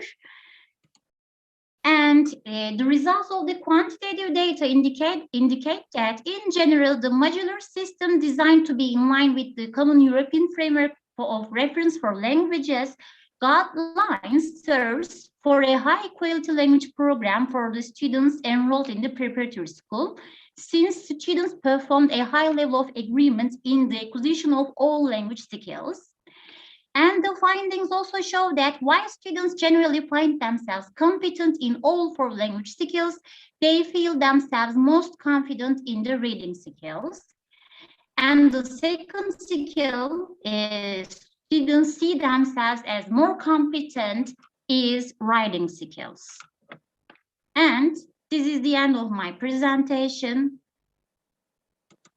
So let's check time. Okay, so 10 minutes, it is over, and my presentation is over. So if you have any question, I can just take them, or any comments, I can take them. If not, we may just move on to the next one. I am just checking the chat box. Yeah, Ahmet Erdost, thank you for your attention. Nihan hocam, Semin hocam. Okay, and Tamar, thank you all for your nice comments and attention. Welcome, welcome. Thank you. So if not, we may just move on to the next presentation. So the next presenters are Leyla Kalkan and Gülten Genç, and their presentation's title is Evaluation of the 5th Grade Intensive English Language Teaching Program through the Perspectives of Students. Can you share the screen, Leyla hocam? Now you can. Okay, thank you.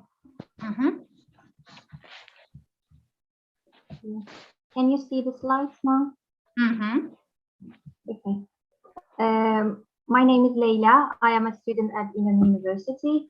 Today's topic is the evaluation of 5th grade intensive foreign language classroom implementation through the students' perceptions. I'm an English teacher myself, so this is actually an implementation that we are carrying in our school. So the outline for today's presentation is, firstly, we will look at the history of Turkish foreign language education programs, and then we will look at what is this program, and then thirdly, theoretical background of the study. We will briefly look at previous studies, then we will move to the methodology. After methodology, we will have our results and conclusions and references. So the history of Turkey's foreign language education starts in 1997. Of course, it dates back. Hocam, dear participants, can you turn off the microphone, please? Sorry for the interruption, hocam. No problem. Okay, we have some noise. Background. So can you turn off your microphones, the listeners, I mean? Okay, thanks, hocam. So it starts with 1997, but of course it dates back more. It actually starts in Ottoman times, but we will look at the recent foreign language education programs.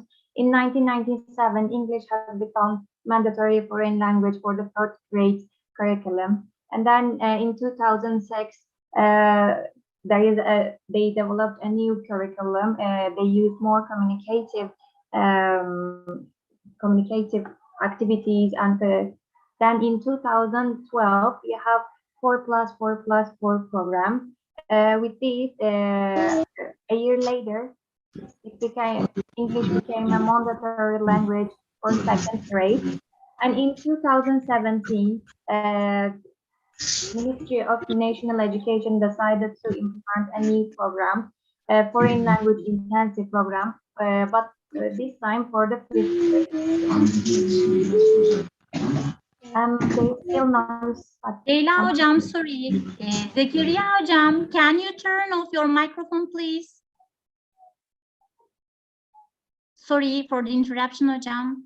Yeah. Thank you. So what is this program? This program started in 2017. At first, they used 15 hours of English a week, but then a year later, they decided 15 hours are too much and 11 hours a week is enough. With this program, the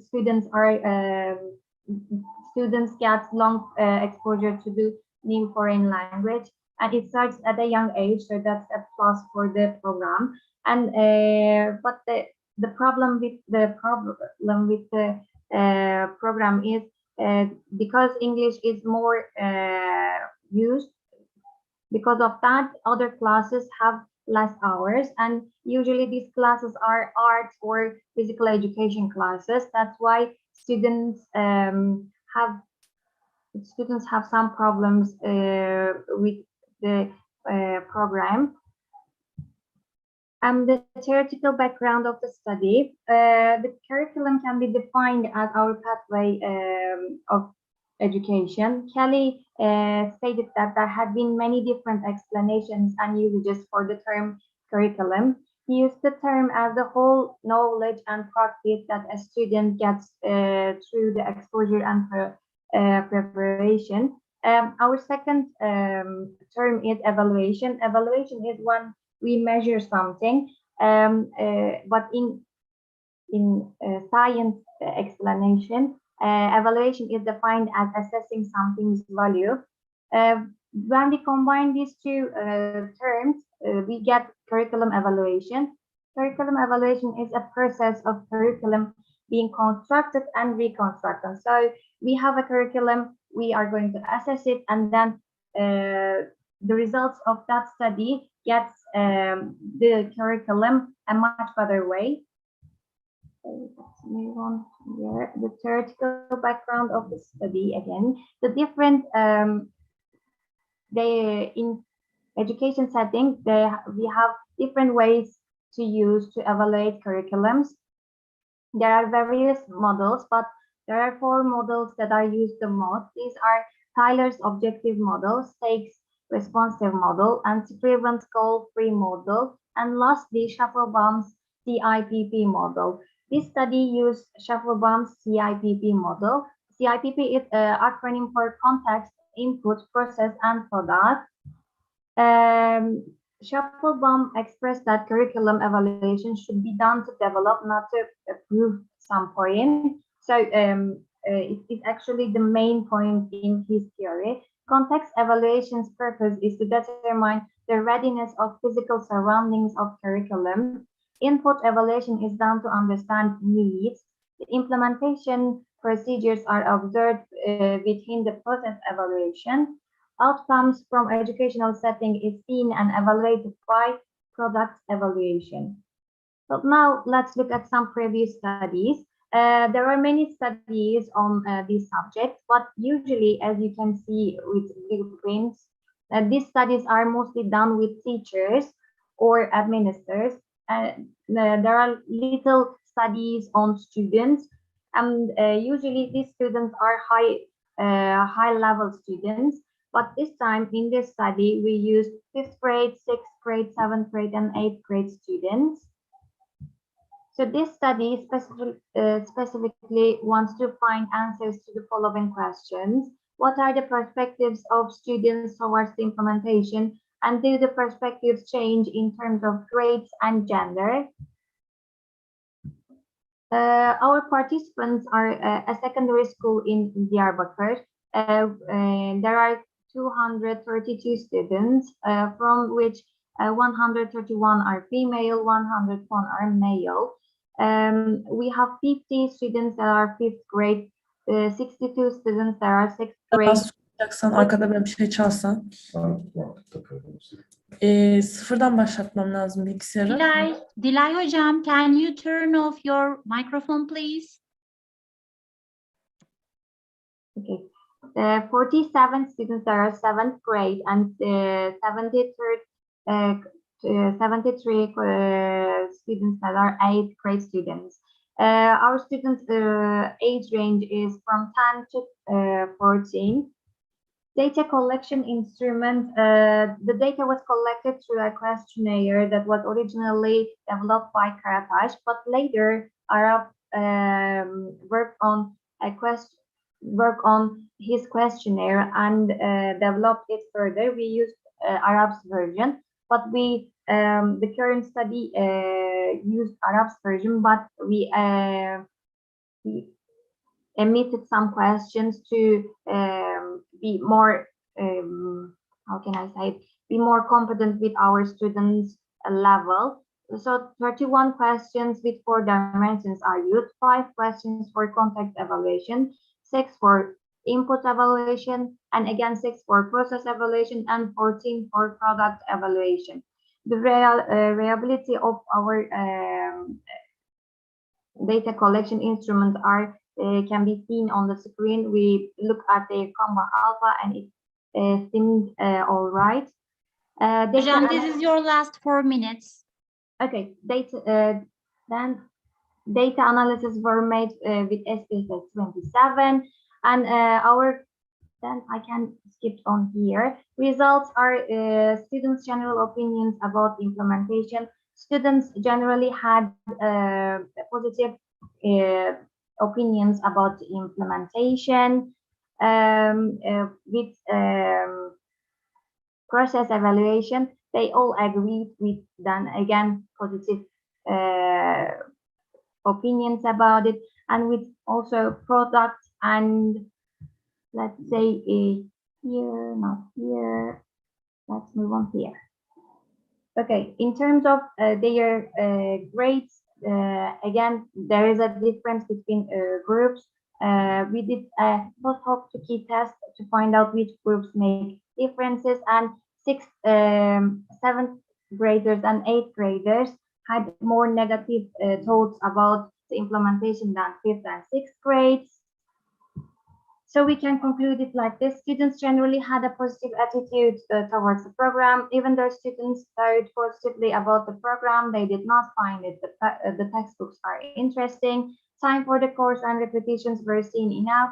Students stated that the implementation gave them the habit of studying English, but not the habit of studying with groups. Language skills were viewed as developed except from the speaking skill. Female students had more positive thoughts than male students.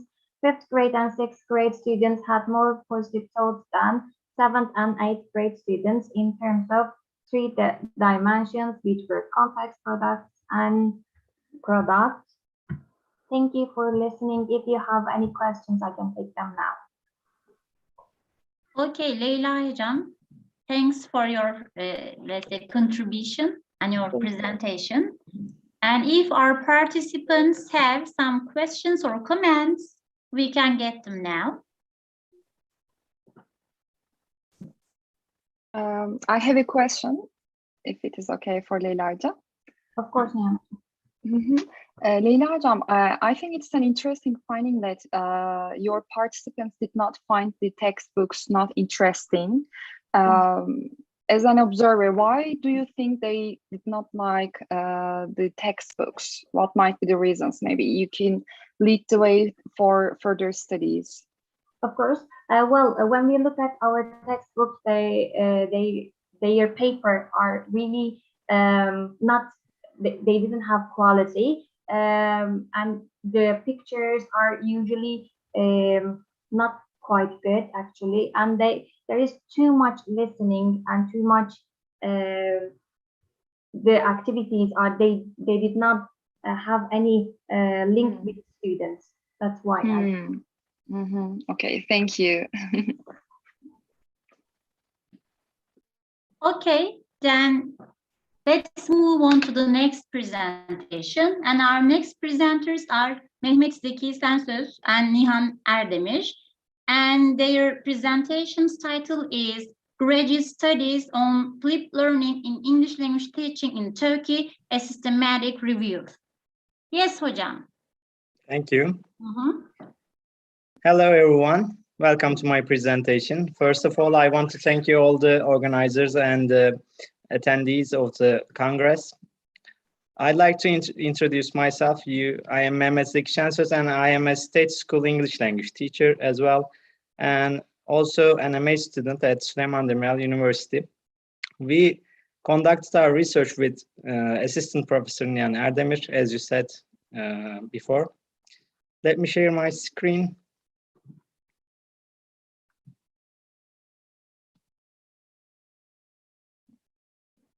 Can everybody see my screen now? Yeah, Hocam, sure. Thank you. The topic of my presentation is, as you said earlier, graduate studies on flipped learning in English language teaching in Turkey. First, I want to share my flow of presentation. I'll start with the introduction, in which I will shortly give some information about the flipped learning and flipped classroom. And then I'll be focusing on the studies in the literature, review studies, systematic reviews, other studies.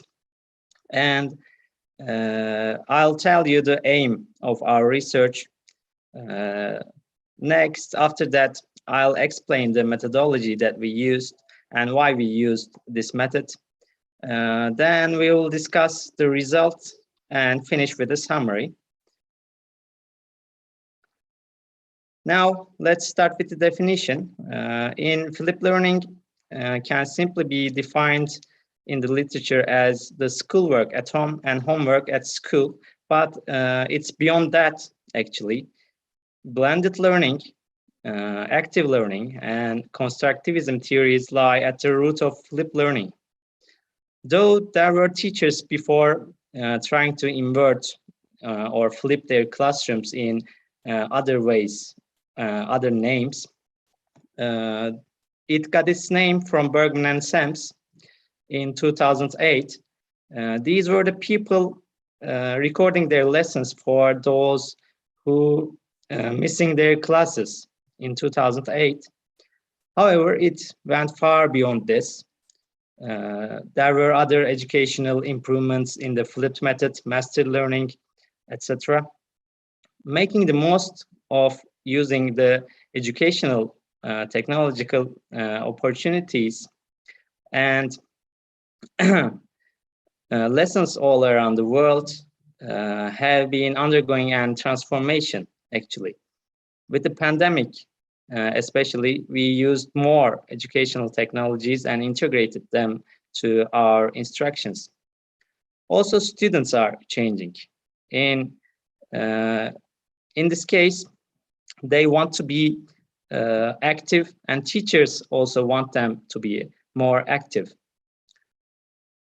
Both learning through activity and educational technologies have changed the traditional learning environment to a more flexible, more collaborative, and supporting the 21st century skills. And also, Bloom's taxonomy, the objectives in the Bloom's taxonomy also switch their places. Recently, we can see in the literature plenty of studies, literature reviews, systematic reviews, just like Zhou 2020, Turan Aktaçman's study.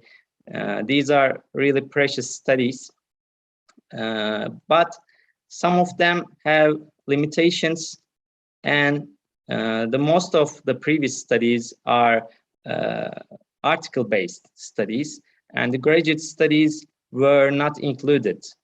However, we can say that graduate studies were more comprehensive and long-term studies. They can give out more information about the Philip method. And in the literature, in those studies in the previous slide, they reported the impacts, the effects of flipped learning method on language learning under these titles. They explored academic achievement in writing, speaking, and so on. They investigated the learner autonomy, how it affects the learner autonomy, the learner's self-regulation skills, their self-paced learning skills, and also their motivation. We can say that the benefits, it has benefits for both teachers and students. On the other hand, of course, we have some challenges encountered by teachers, instructors, or the students. The aim of our study was to investigate descriptive features of the studies and their main findings regarding flipped learning, such as, again, their benefits and their burdens it put on the instructors or teachers. The descriptive features can be summarized as the study years, the type of studies, the universities, publication places, what methods they employed in their study, and which sample groups they chose while studying the subject. And the last but not the least, which skills are more commonly taught with flipped learning method. We try to find out the answers for these questions. And the second question, the findings, we try to reach the benefits of flipped classrooms or flipped learning in language teaching and the challenges we investigated. As a method, we adopted the systematic review. This method has gained popularity and growing acceptance in many fields, actually. The nursing field, mathematics, engineering. Why the researchers do such studies? I can answer this question with like this. The systematic reviews helps the researchers find a research gap. What can we investigate about this topic? We would like to help the researchers at this point. While collecting data, we use the key terms flipped, inverted, inversed, ELT, and their Turkish translated versions, ters yüz and ters düz.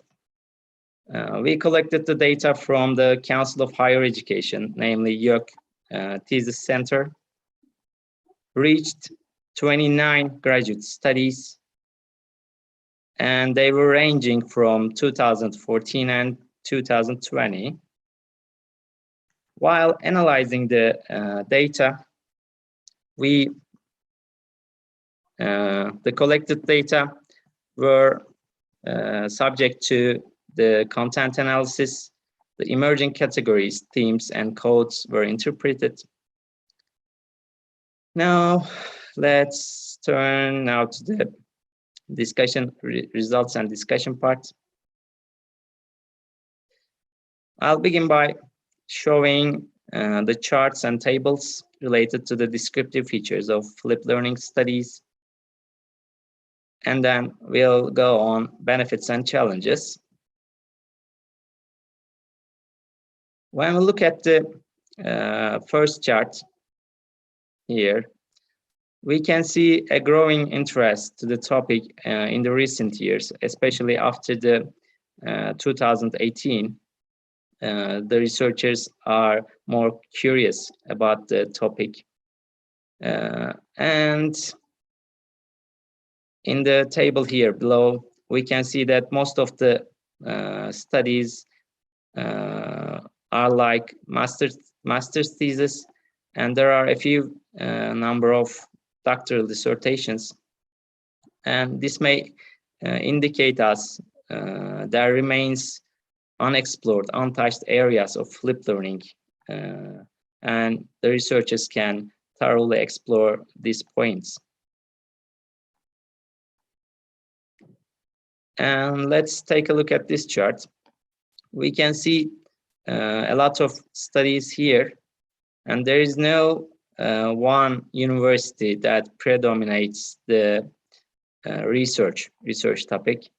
Gazi University has 4 studies, Chai University has 2, and it goes on like 1 and 2 from Bahçeşehir University.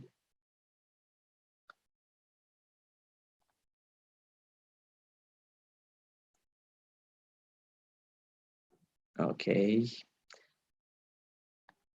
And when we look at this chart, we can see that most of the studies are the mixed ones, mixed type studies. It is followed by the quantitative studies. It may be interesting that there is no pure qualitative studies. Most of the quantitative studies were strengthened by qualitative techniques, and they became mixed type studies. Mehmet Hocam, this is Yes? the last 5 minutes for you. Okay, thank you for reminding me.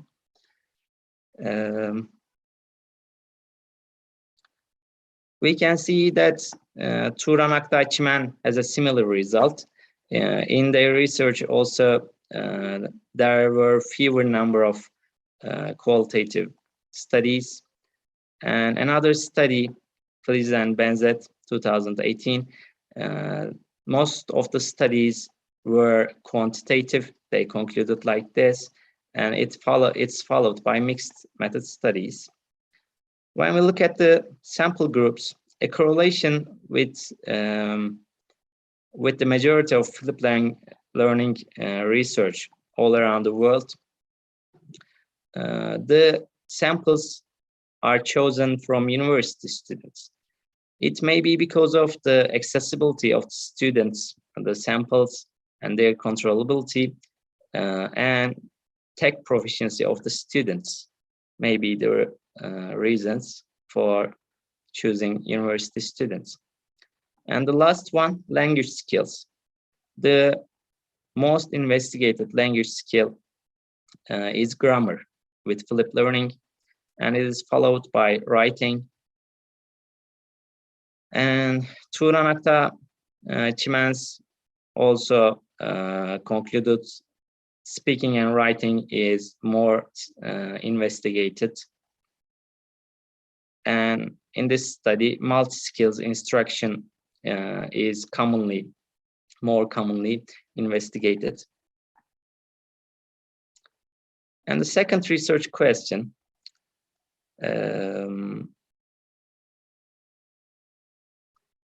it's time to look at the benefits and the challenges. Though it has advantages for both learners and teachers, we can't deny the challenges as well. As we start with the benefits, the table shows us learners' improvement in language skills, and learner autonomy is perceived to be fostered in this table. The improvement in grammar skills stands out. Probably there are more research related to grammar skills. And in many studies, learners seem to be enjoyed the flipped learning method. There are some enhancements inside the classroom. It changes the classroom atmosphere, and it makes the classroom more collaborative and flexible. The learners' interaction also with teacher and peers are fostered.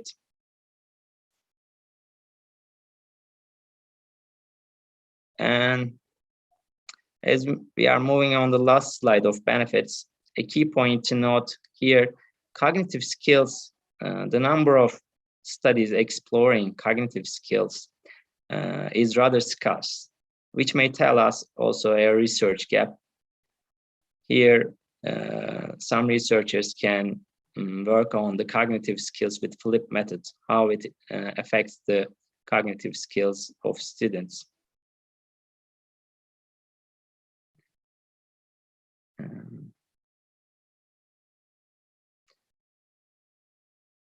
And the last one of our findings, challenges. Apart from benefits, as we said earlier, there are challenges as well in any educational methodology.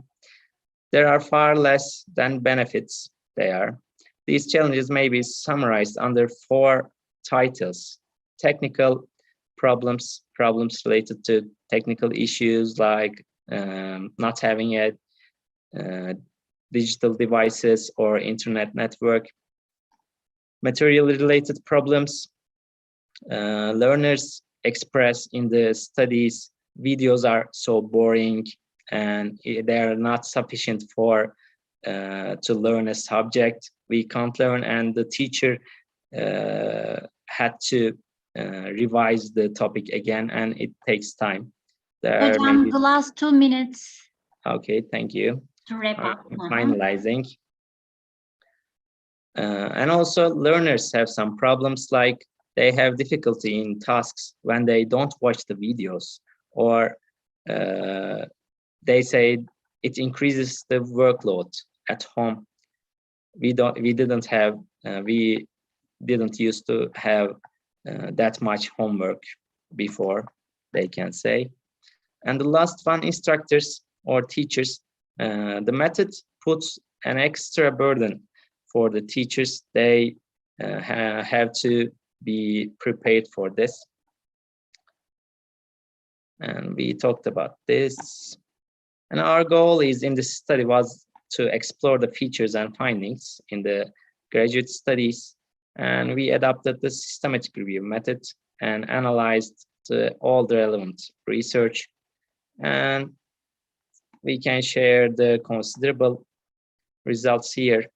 Doctoral thesis seems insufficient in insufficient number, and maybe more thorough studies can be carried out, and it has growing attention. And the last one, I think it's the most important one. We in this Congress, digital natives, the so-called digital natives are neglected in flipped learning. And I had some recommendations for the future research. Teachers' views, teachers' level of readiness, students' level of readiness can be explored with Philip methods. And primary, secondary school learners can be chosen as participants. And the impact on different aspects of instruction, the Philip methods impact can also be explored. The culprits, in the culprit session, I found out something. I got the screenshot. In that presentation, culprits presentation, don't flip or blend, but design your learning environment in a methodological way. He was saying like this, and it goes on first psychology, then pedagogy, and then technology. I liked it very much. I just wanted to say this. Now, thank you for your kind attention. Okay, Mehmet Hocam and Nihan Hocam, thanks for this systematic review of research. It was an excellent research. And thanks for your, let's say, contribution. Can you just stop sharing your screen, Hocam? Do you have any questions or comments? Okay, our participants, they give their thanks to you, Hocam. I thank you all the time. Any question? Okay, then we may just move on to the next presentation. Our next presenters are Esra Ece and Semin Kazazoğlu, and their presentation's title is The Effect of Internet Self-Advocacy on Online EFL Instructor Job Satisfaction. Yes. Okay, can you see my screen now? Yeah. Okay, perfect. Hello, everyone. My name is Esra, and I'm an English instructor at Bilgi University, and I'm a master's student in Yıldız Technical University. And today I'll talk about the effect of internet self-efficacy on EFL instructor job satisfaction. As an unexpected situation, the COVID-19 caused a compulsory shift, as you know, and during spring 2020, then fall spring 2021, education had to become online and instructors had to work from home. Even though the technology is integrated into education, instructors are accustomed to using internet in daily life. However, the inevitable reasons caused a massive shift, and some of the instructors have been, not all of them have been ready to teach fully online, we can say. Okay, there's some definition in this study. First of all, the online course, Allen and Steeman classified the online course when more than 80% of course content is delivered online. An online instructor who facilitates the delivery of online education and teaches course material. Job satisfaction is a very general term, and we will talk about it later. Actually, the needs of faculty are investigated in general from the broader perspective, like instructor general experience and online teaching requirements. And we can say that the number of the studies on specific points of individual sense of professional contentment of instructors is really limited. Therefore, this study aims to reveal the job satisfaction of online English instructors because they experience a totally new teaching model by investigating their job satisfaction and comparing its possible relations to internet self-efficacy so that new ideas can be offered. This is our hypothesis. Online instructors who have higher self-efficacy. Yes. We can't see the slides that you move on, okay? So can you just stop it? Yes. Yeah, now we have it. Now we can. Thanks, Thank you.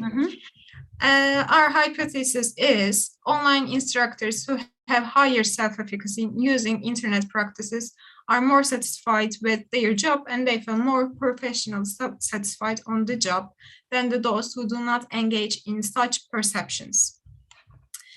Okay, I can move on. First of all, the first theory, transactional theory, it was Moore's theory, you know this, of course, and the basic definition of distance education before the study would tend to summarize as the location separation between learner and instructors. After this theory, the understanding of distance has become not a simply geographic separation of learner and teachers, but more importantly, a pedagogical concept. And these are some elements of the theory. Moore proposed that the location is not only the determining factor of effectiveness of instruction, although location is supposed to be the main challenge for distance education, the real obstacle is caused by too much structure and little interaction between learner and instructor. And instructor job satisfaction, general explanation can be the overall attitude and views of teachers toward their working condition and profession. Of course, there are some variables affecting job satisfaction. These can be age, education level, work experience, and emotional states. On the other hand, bad management, high stress level, low control level, and not being an active decision maker can decrease job satisfaction levels. Actually, it is a really complex term to discuss because it has some links between emotional well-being and other environmental factors.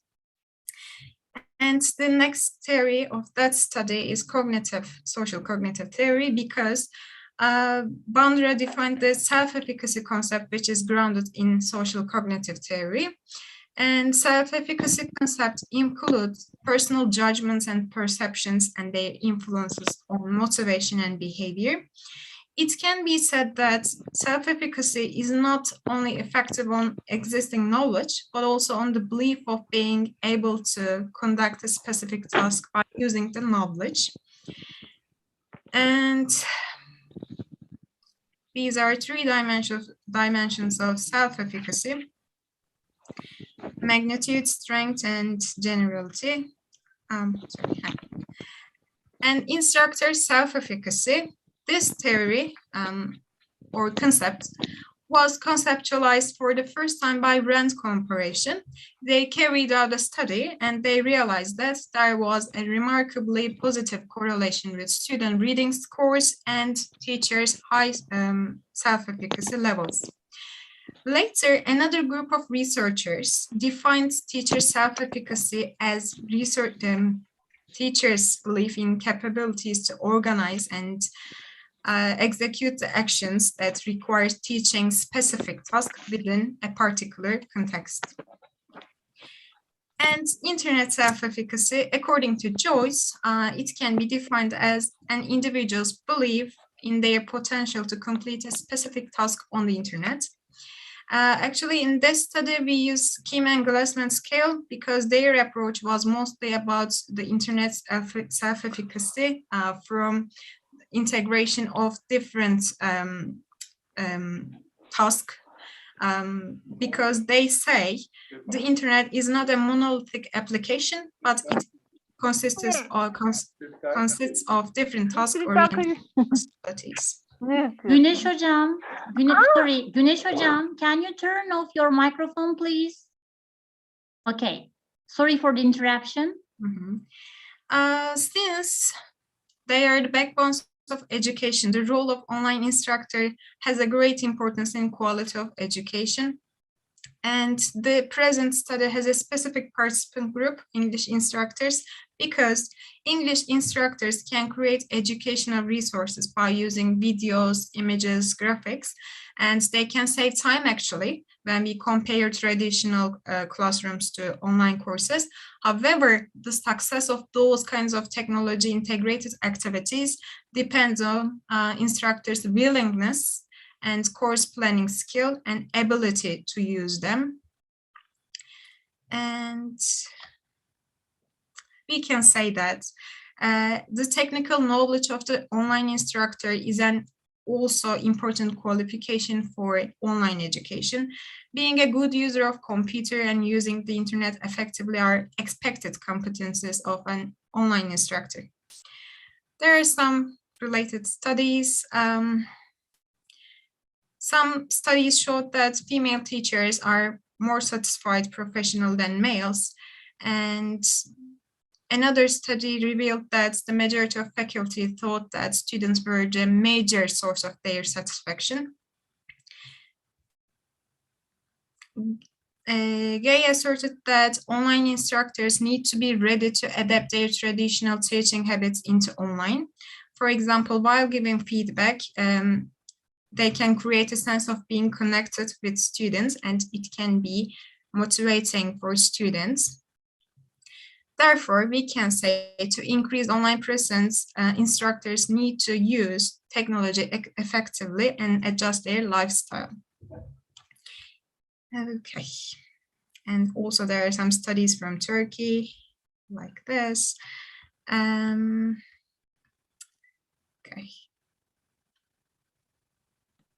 Hocam, the last 5 minutes. Okay, methodology of the study.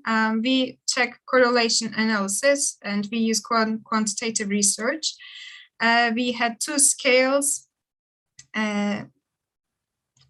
Online instructor job satisfaction measure, it had 5 factors, and internet self-efficacy scale. And these are the reliability scores. And you can see our participants. In total, we had 216 participants. And findings, we had a Pearson correlation analysis to determine whether there was a relationship between internet self-efficacy and online job satisfaction level. And the results showed that there was a positive and moderate significant relationship between participant internet self-efficacy and instructor job satisfaction. And also we had some gender differences in that study. You can see there was a positive and strong correlation between sub-dimension of those scales. So we had another regression model. We use a multiple regression model to check the dependent variable, which is instructor job satisfaction, and its relationship with internet self-efficacy scales subdimensions.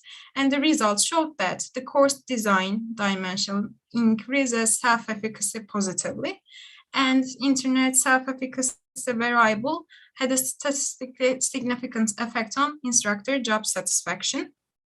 So we can say both affect each other positively. And to conclude, this study revealed that there were some differences between female and male participants. We also had some similar studies in literature.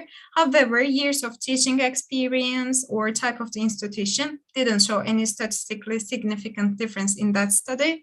As a result of correlation and regression analysis, we found out that internet self-efficacy and instructor job satisfaction has a positive correlation. Therefore, some institutional support for technology-based training can be provided to increase job satisfaction. And course design especially and organization were found as the most significant subdimensions in these scales. Of course, there are some limitations. We had a small group, and the other limitation is the pandemic, because some participants might have some difficulties in their personal life, and it might affect their job satisfaction as well. And thank you for listening. These are my references. If you have any questions, I can answer. I'm sorry, I know it's a bit fast, but I try to adjust my time. Yes.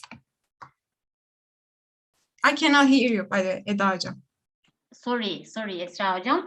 So Esra Hocam and Semin Hocam, it is really an interesting topic to study. So thank you for your contribution. Thank you. And if we have any comments or questions, we may just get them now.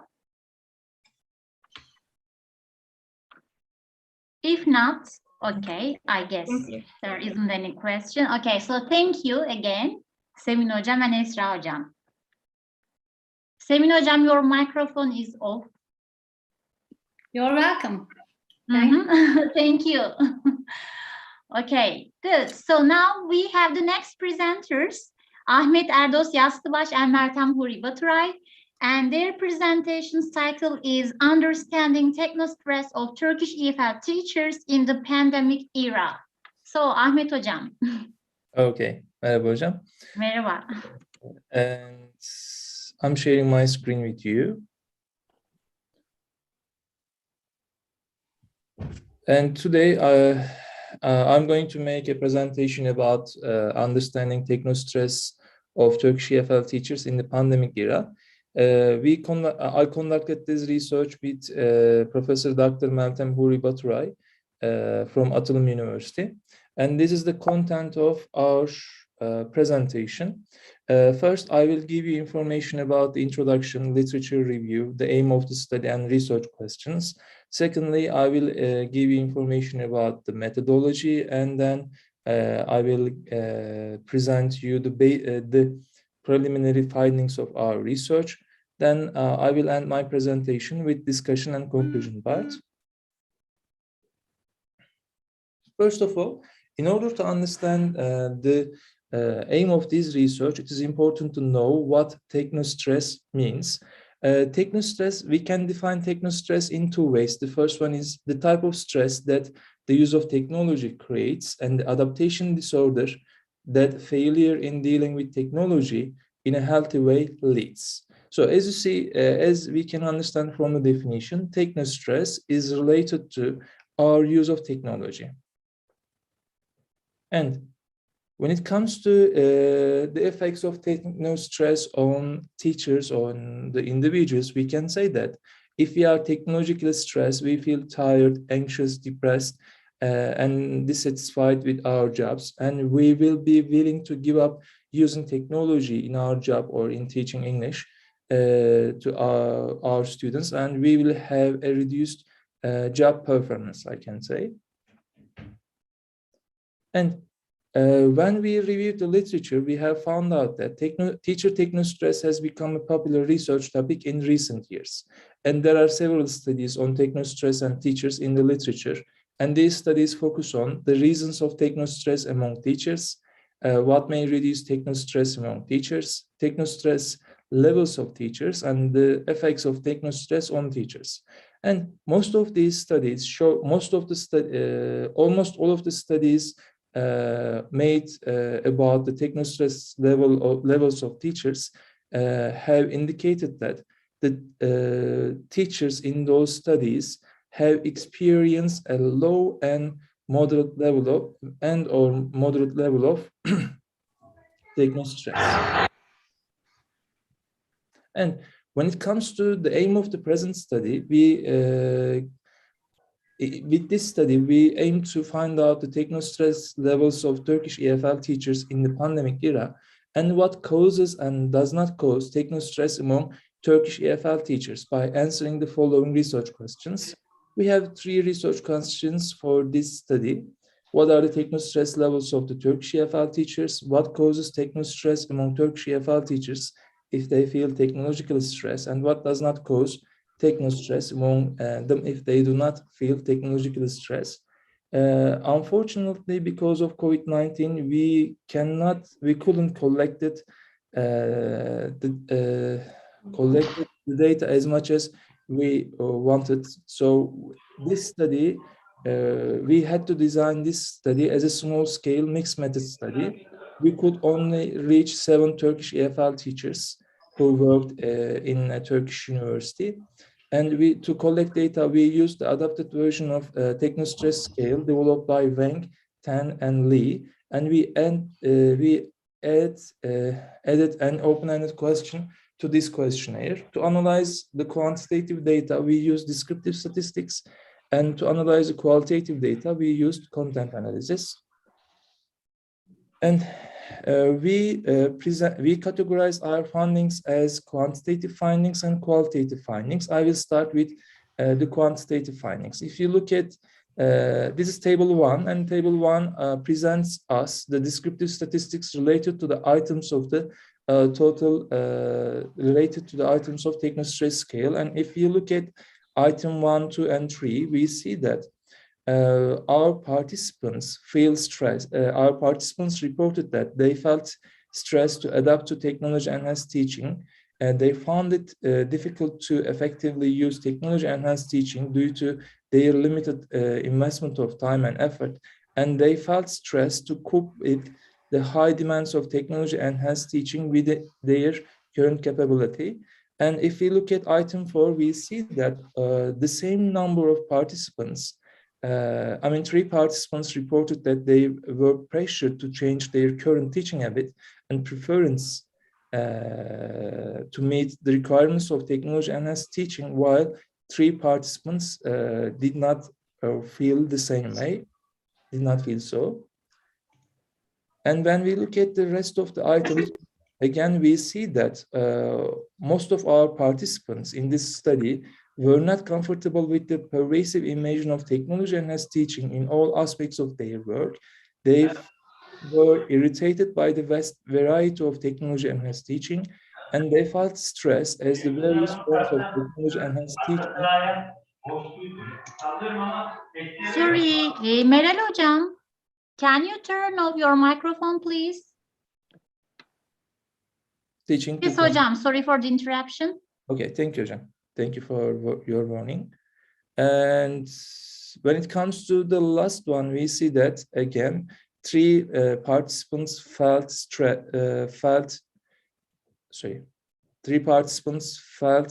as they have a reliance on technology teaching in their school disrupts their normal work pattern. I'm sorry, I made a mistake here. In items 1, 2, 3, 5, 6, and 7, most of our participants did not agree with these items. But when it comes to item 4 and 8, we see that the same number of the participants agreed and disagreed with these items. And when we looked at the descriptive statistics of the participants' total scores in Techno Stress Scale, we can say that when we look at their mean score, we can say they had, in this present study, they had a low level of Techno stress. Meltem Hocam, can you turn off your microphone, please? Okay. Okay. And when it comes to the qualitative findings of the study, we see that the participants who felt technologically stressed when they teach English with technology, they said tablets, workload, and preparation made them feel stressed. And when we look at the participants who reported that they didn't feel technologically stressed when they teach English with technology, they said that they believe that, they consider technology advantages, and they believe that technology made their lessons better. So these 2 factors caused them not to feel technologically stressed in teaching English with technology. And when it comes to the discussion and conclusion part, like the finding in the literature related to the level of technostress of teachers, we found that our participants in this study had a low level of technostress, and technological tools preparing for using technology in the class and workload may cause teachers to feel technological stress in teaching English with technology. On the other hand, when the teachers consider technology advantages and when they believe that using technology make their lessons better, they may not feel technological stress when they teach English with technology. And we have two implications in this study, pedagogical implications. The first one is the workload of EFL teachers' instructors can be reorganized considering the requirements of technology-enhanced language teaching, so that EFL teachers' instructors can find time to use technology effectively in their teaching. And our second pedagogical implication is that in-service training about how to use technological tools effectively in teaching English can be given to EFL teachers and instructors. And this is the end of my presentation. Thank you for listening. Okay, Ahmet Hocam. Yes, Hocam. So there is no doubt that the topic is quite central. So thank you, and thank you, Meltem Hocam, for this nice contribution. So Yeah. Ahmet Hocam, can you stop sharing your screen? Okay. Thank you again. So if there are any comments or questions, we can share with Ahmet Hocam.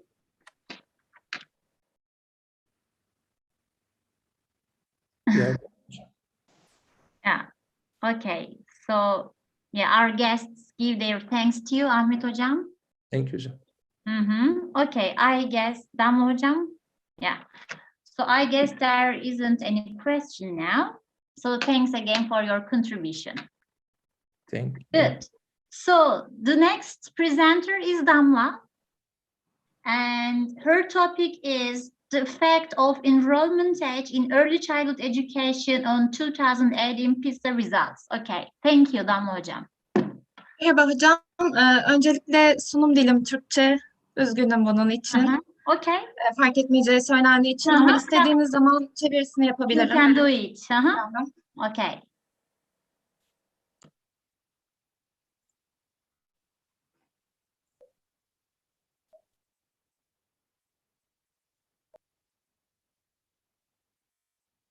Hocam görebiliyor musunuz? Yeah, we can follow it. Öncelikle herkese merhaba. Ben Cederbayar Üniversitesi Sosyal Bilimler Enstitüsü Eğitim Bilimleri Anabilim Dalı Eğitim Programları ve Öğretimde yüksek lisans öğrencisi Damla Barlas. Bugünkü sunum konum erken çocukluk dönemi eğitimine katılım yaşının 2018 PISA sonuçlarına etkisi. İlk olarak kısaca sunum içeriğimden bahsetmek istiyorum. Erken çocukluk dönemi ve kısaca PISA'dan bahsedeceğiz. Daha sonra problem durumum, çalışmanın amacı, yöntem bölümü, bulgular ve önerilerimle sunumumu tamamlayacağım. Erken çocukluk dönemi eğitimine baktığımızda UNESCO erken çocukluk dönemi eğitimini doğumdan 8 yaşına kadar olan beyin gelişiminin zirvede olduğu önemli bir büyüme dönemi olarak tanımlamaktadır. Erken çocukluk bakımı ve eğitimi ilkokula hazırlıktan daha fazlası olarak görülmekle birlikte yaşam boyu öğrenme ve sağlam bir temel oluşturmak için çocuğun sosyal, duygusal, bilişsel ve fiziksel ihtiyaçlarının bütünsel gelişimini amaçlamaktadır. Ulusal Küçük Çocukların Eğitimi Derneği'ne göre bilinen adıyla National Association for the Education of Young Children, erken çocukluk dönemi eğitiminin kapsadığı belirli yaş aralıkları vardır. Biz bu çalışmada benim için genel olarak kritik bir dönem olarak görülen 3-5 yaş aralığı okul öncesi dönemi ele aldım. Bu dönemlerin kritik dönem olarak adlandırılmasının sebebi de çocukların 3-5 yaş aralığı arasında ince motor kaslarının gelişiminin en yüksek seviyede olduğu, çocukların makas kullanımı, resim çizme becerilerinin daha yüksek seviyede olduğu ve kullanılabilir hale geldi. Aynı zamanda çocukların değerler eğitimi konusunda ailelerini, öğretmenlerini taklit ederek daha kolay öğrenme sağlayabildikleri için 3-5 yaş kritik dönem olarak belirlenmiştir. Kısaca PISA sınavlarına baktığımızda PISA sınavları her 3 yılda bir 15 yaşındaki öğrenciler için yapılmakta. Okuma, matematik ve fen okuryazarlığını ölçen uluslararası bir değerlendirmedir. Problem durumum erken çocukluk dönemi eğitimi ve öğrencilerin kültürel özelliklerinin incelendiği PISA 2012 ve 2015 sonuçlarını inceleyen çalışmalar literatürde mevcut. Ancak son yapılan PISA 2018 sınavıyla alakalı erken çocukluk dönemini inceleyen herhangi bir veriye rastlanamadı.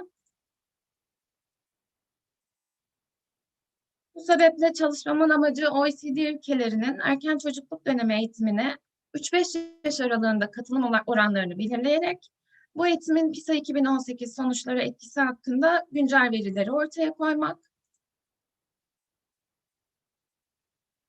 Çalışmam nitel araştırma yöntemlerinden doküman analizi yöntemiyle tamamlandı. Çalışmamın evren ve örneklemine bakacak olursak, amaçlama örnekleme yöntemlerinden biri olan ölçüt örnekleme yöntemiyle örneklem grubum seçildi. Evrenimiz 38 OECD ülkesi, ancak bizim verilerini kullandığımız 35 OECD ülkesi var. Çünkü Yunanistan, Kanada ve Amerika Birleşik Devletleri'nde yeteri kadar veriye ulaşılamadı. Veri toplamacı aracı olarak araştırmacı tarafından geliştirilen veri aktarım formu kullanıldı. Veri analiz yöntemi olarak ise betimsel analiz yöntemiyle elde edilen veriler incelendi. Kısaca bulgularıma bakmamız gerekirse, ilk araştırma sorumuz 3 yaş grubunda erken çocukluk dönemine eğitime katılım oranları nasıldır? Grafik incelendiğinde görüyoruz ki en yüksek katılım Fransa, İsrail ve Birleşik Krallık'ta %100 oranında bir eğitime katılım var. Bunu takiben Belçika, Danimarka ve İrlanda %98 oranında, İzlanda ve İspanya ise %97 oranında erken çocukluk eğitimine katılım gösteriyor. OECD ortalaması ise %77. Bu ortalamanın üzerinde kalan 24 ülke var ve %90 üzeri katılım gösteren de 13 ülke mevcut. Üzülerek en düşük katılım gösteren ülkeler 3 ülkemiz var. Biri Türkiye %10 oranında, diğeri Costa Rica %6, İsviçre'de %2 ile en düşük katılım gösteriyor. İkinci sorumuz 4 yaş grubunda erken çocukluk dönemi eğitimine katılım.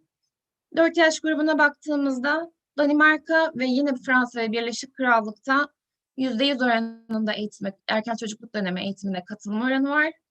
Bunu takiben İsrail %99 oranında eğitime katılıyor. Belçika ve İspanya'da %98 oranında eğitime katılmakta.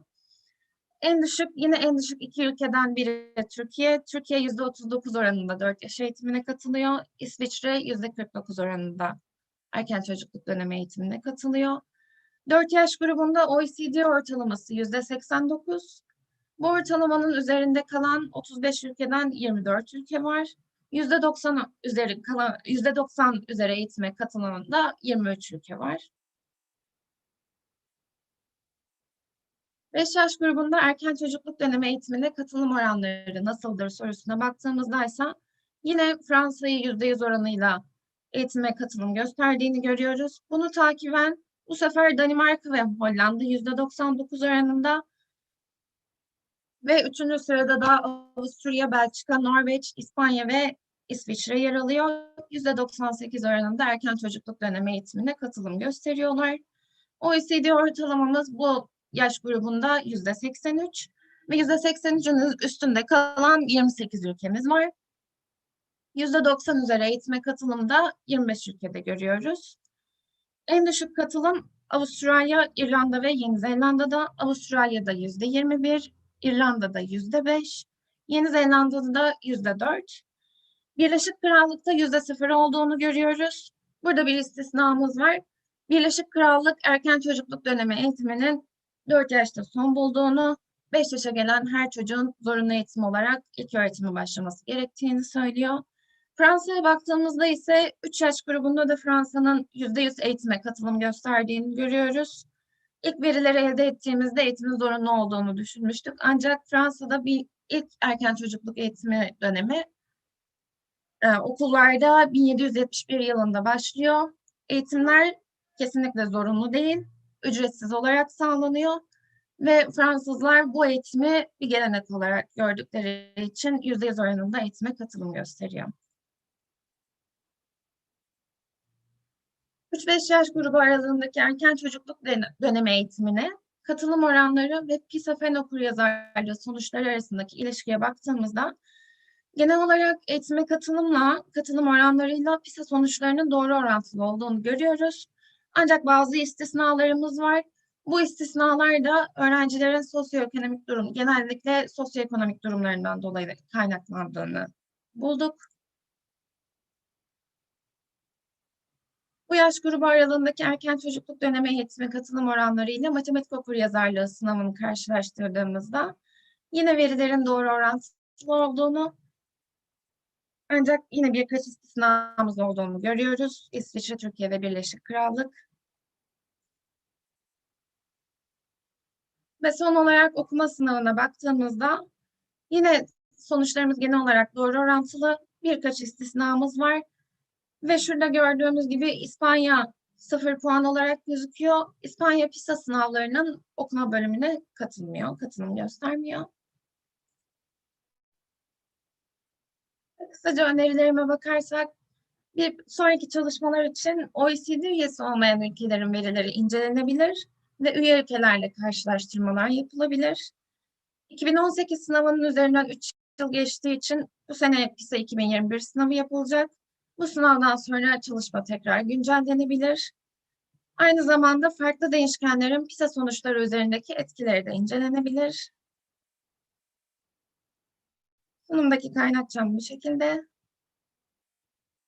Beni dinlediğiniz için teşekkür ederim. Eğer sorunuz varsa alabilirim. Damla Hocam, teşekkür ederiz katkınızdan için. Hocalarımdan soru ya da herhangi bir yorumda bulunmak isteyen varsa Damla Hocam için alabiliriz şu anda. Dilay Hocam teşekkürlerini sunuyor. Nihan Ben Hocam teşekkür da. ederim hocam. Vaktinizi ayırdığınız için, dinlediğiniz için. Evet, teşekkür ederiz. And the last presenter is Hanife Akgül.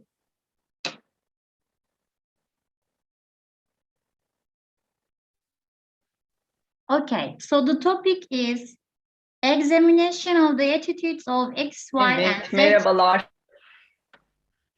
Zeynep Hocam. Hanife ama kızım Zoom'u yine değiştirmiş isim formatını. Ben de hani girerken geç kalmayayım diye bu isimle girdim. Kızımın ismi Zeynep Ada. İsmim Hanife Eda hocam, karışıklık olmasın. Okay, I will just make you co-host. Share your screen. Okay, Hanife Hocam, now you can share your screen. And Hanife Hocam's presentation's title is Examination of the Attitudes of X, Y, and Z Generation Individuals Regarding Gender Roles. Benim de sunu dilim Türkçe olacak hocam. Tamam hocam, Bunu buyurun. belirteyim. Şimdi ekranımı yansıtıyorum. Hemen. Biraz bekle. Geldi mi acaba? Share screen yaptınız mı hocam? Yaptım ama bir daha deniyorum. Yeniledim. Evet. Tamam. Şu an geliyor. Bu sefer oldu. İlkinde gelmemişti. Hemen başa dönüyorum.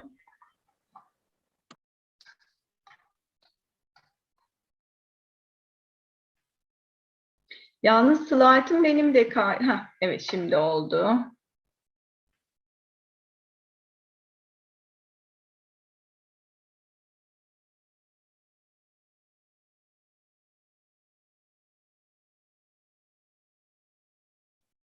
Evet, benim bugünkü sunum X, Y, Z kuşağı bireylerinin rollerine ilişkin tutumlarının incelenmesi. Bundan önce kısaca kendimi tanıtmak istiyorum. Bilim dalında öğretim üyesi olarak görev yapmaktayım. Şimdi toplumsal cinsiyet dediğimizde eşitsizliğin etkileri tüm dünyada ve ülkemizde gözlemlenebilen ve son zamanlarda da daha çok üzerine düşünülen bir konu olarak karşımıza çıkmaktadır. Geçmişten günümüze tüm toplumlarda birey, biyolojik, cinsiyet özellikleri nedeniyle toplum tarafından oluşturulan sınırları belirlenmiş bir kalıp içerisinde doğuyor ne yazık ki. Erkek ve kadının davranışları, toplumdaki yeri, çalışma yaşamı, ev içi rolleri, görev ve sorumlulukları üzerine biyolojik cinsiyete atfedilen yargıların izleri gözlemlenmektedir. Toplumsal cinsiyet algısı bireyi sınırlandırmakla birlikte ayrımcılığa, eşitsizliğe ve şiddete sebep olabilmektedir. Bir de kuşaklara bakacak olursak kısaca X, Y, Z kuşakları, özellikle yaş gruplarını sınırlandırmak açısından X kuşağı dediğimiz kuşak 1965 ve 1979 yılları arasında doğan bireyleri kapsamaktadır. X kuşağı bireylerinin özellikleri toplumsal sorunlara duyarlı, mücadeleci, küresel düşünceye sahip, işlerine sadık fakat özel yaşantıları arasında dengeyi korumaya özen gösteren, otoriteye saygılı, kültürel çeşitliliğe hoşgörülü olmasının yanı sıra farklı yaşam biçimlerinde uyum gösteren yapıları vardır X kuşaklarının. Onları kendinden önceki kuşaklardan farklılaştıran en önemli özellik ise cinsiyet eşitliğini ve bağımsızlıklarına verdikleri önem olmuştur diyebiliriz. Y kuşağı ise 1980 ve 1999 yılları arasında doğan bireyleri kapsamaktadır.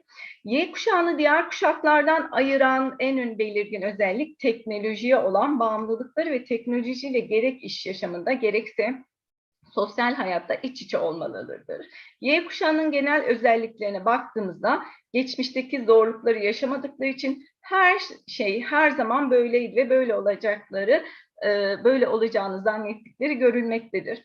Otoriteye karşı saldırgan bir tutuma sahip olup hızlı ulaşıp çabuk tüketmeyi daha çok işlemektedirler. Özgürlükçü, sabırsız, narsist, kitlesel orandan ziyade bireyselliği tercih eden, özgüvenleri yüksek bireylerdir denilebilir Y kuşağına.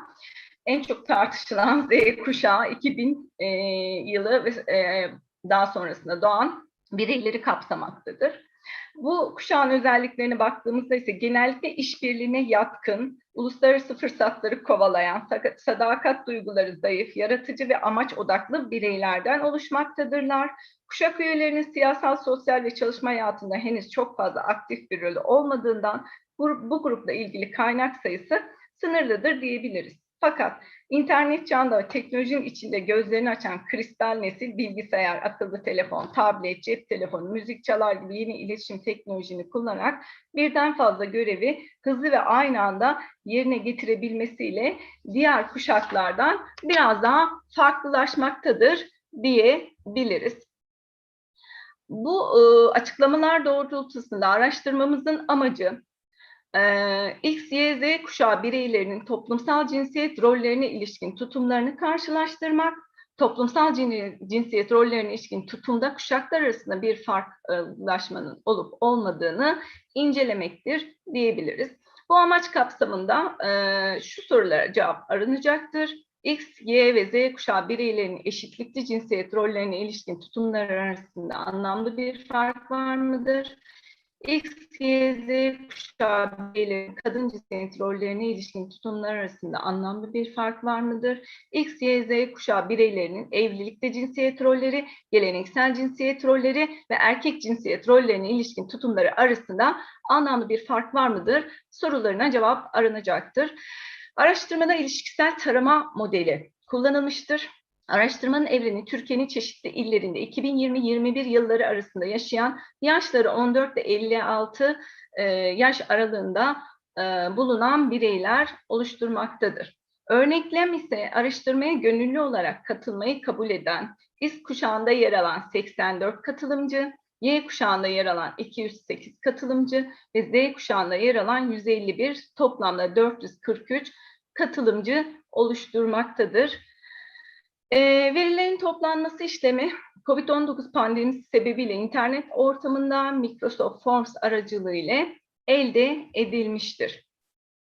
Veriler kişisel bilgi formu ve toplumsal cinsiyet rolleri tutum ölçeği ile elde edilmiştir. Kişisel bilgi formu araştırmacılar tarafından hazırlanmış, demografik bilgilerden cinsiyet ve yaş bilgileri alınmıştır. Toplumsal cinsiyet rolleri tutum ölçeği ise toplumsal cinsiyet rollerine ilişkin tutumları belirlemek amacıyla 2008 yılında Zeynoloğlu tarafından geliştirilmiş bir ölçektir. Toplam 38 maddeden oluşan toplumsal cinsiyet rolleri tutum ölçeği 1 ve 5 arası puanlanan Likert tipi bir ölçektir. 4 alt boyuttan oluşmaktadır ve toplam puan bize vermektedir diyebiliriz. Ölçekten alınabilecek en yüksek puan 190, en düşük puan ise 38 olarak hesaplanmıştır. Ölçek puanları arttıkça bireylerin toplumsal cinsiyet rollerine ilişkin eşitlikçi tutumuna sahip olduğu, puan düştükçe toplumsal cinsiyet rollerine ilişkin geleneksel tutuma sahip oldukları belirlenmektedir.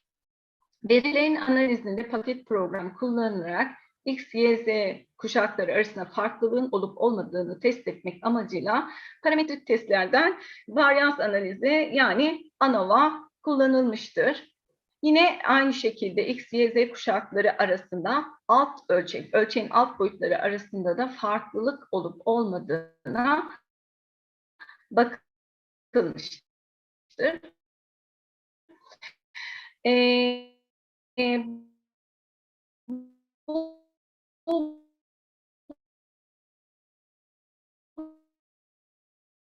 Bulgularımıza geçecek olursak katılımcıların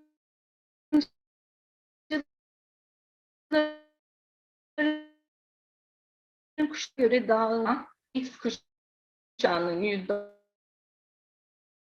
%18, Y kuşağının %46, kuşağı oldu. Toplumsal cinsiyet ölçeğinden orta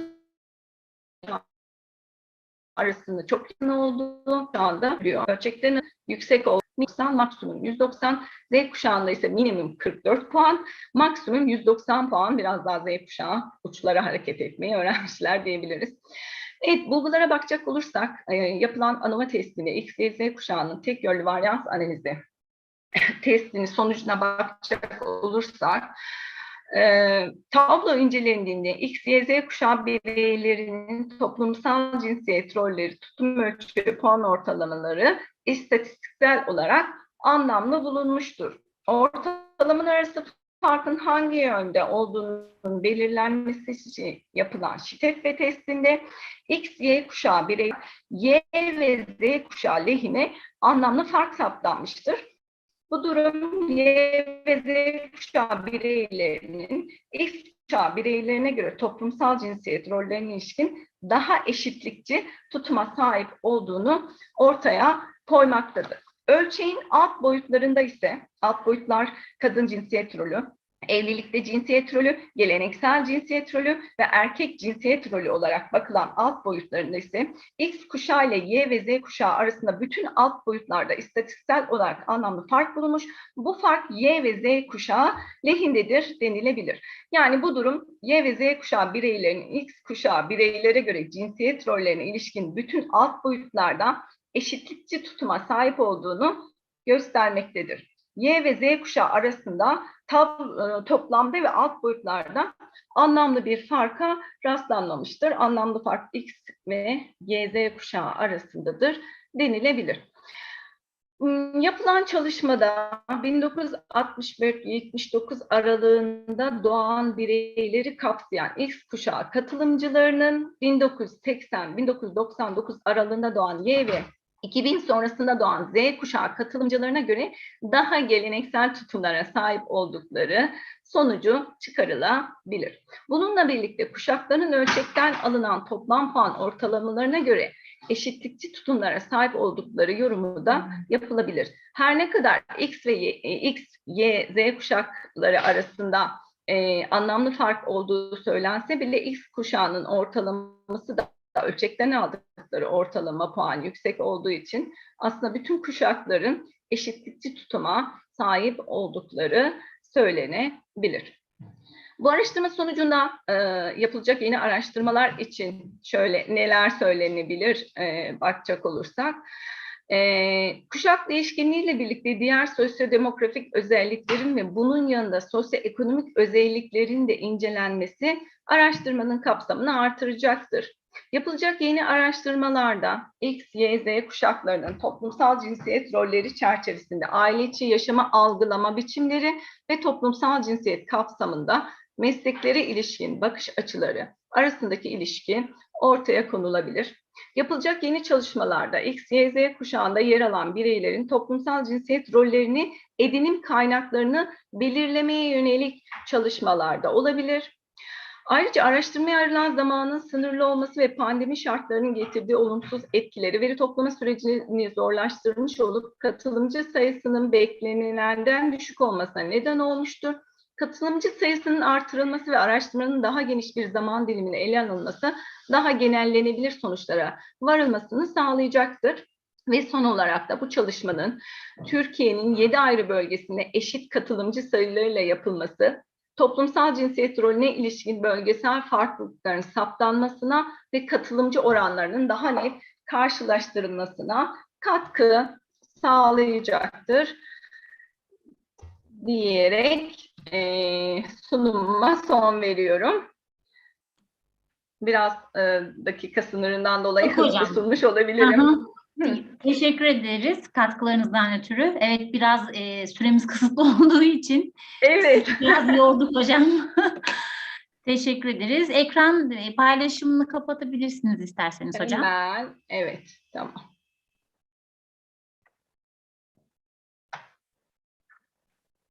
Ekran hala sizin ekranınızda hocam. Hala mı? Peki, kapattım ama. Tamam hocam, biz dinleyicilerimize soralım. Size herhangi bir sorusu, yorumu olan varsa alalım. Peki, bekliyorum.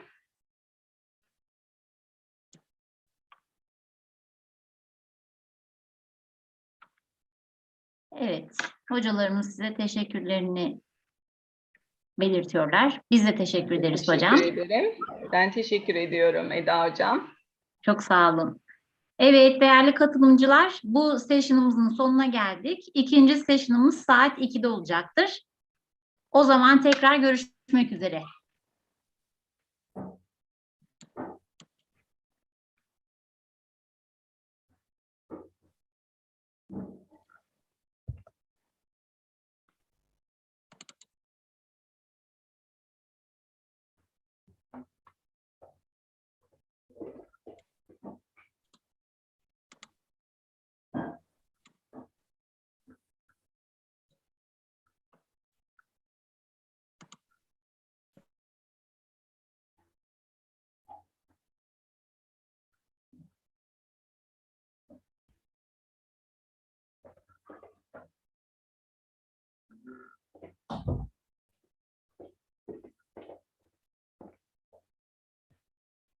Eda'cığım şimdi girdim de gördün değil mi?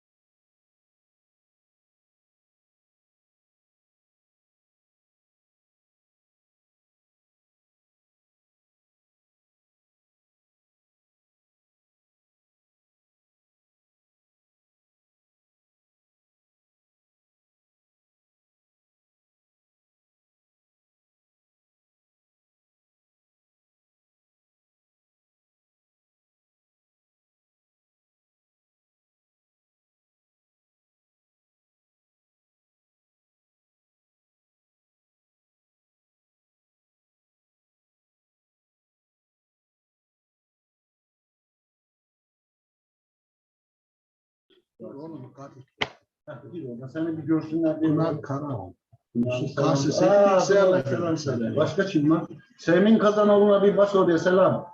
Yok öyle değil. Hadice'ye de Sezgi'ye de benim hepsine selamı söylesene ya. Dur oğlum dur. Yaz hepinize selam Ankara'dan, yağmurlu havadan.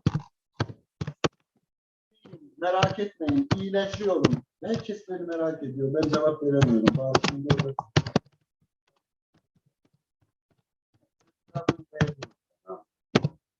Cümleleri doğru söylüyor. Tamam bak.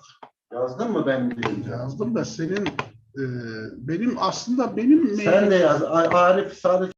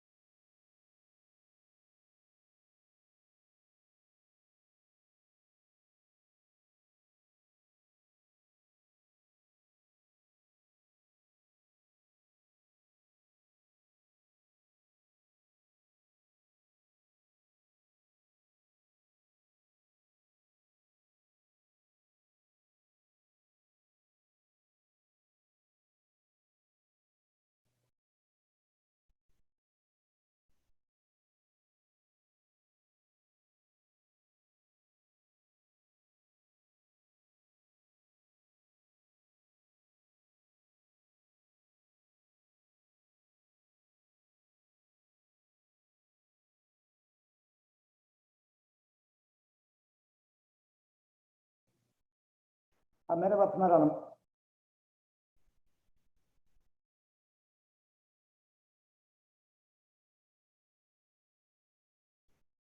Pınar Hanım, sesim geliyor mu?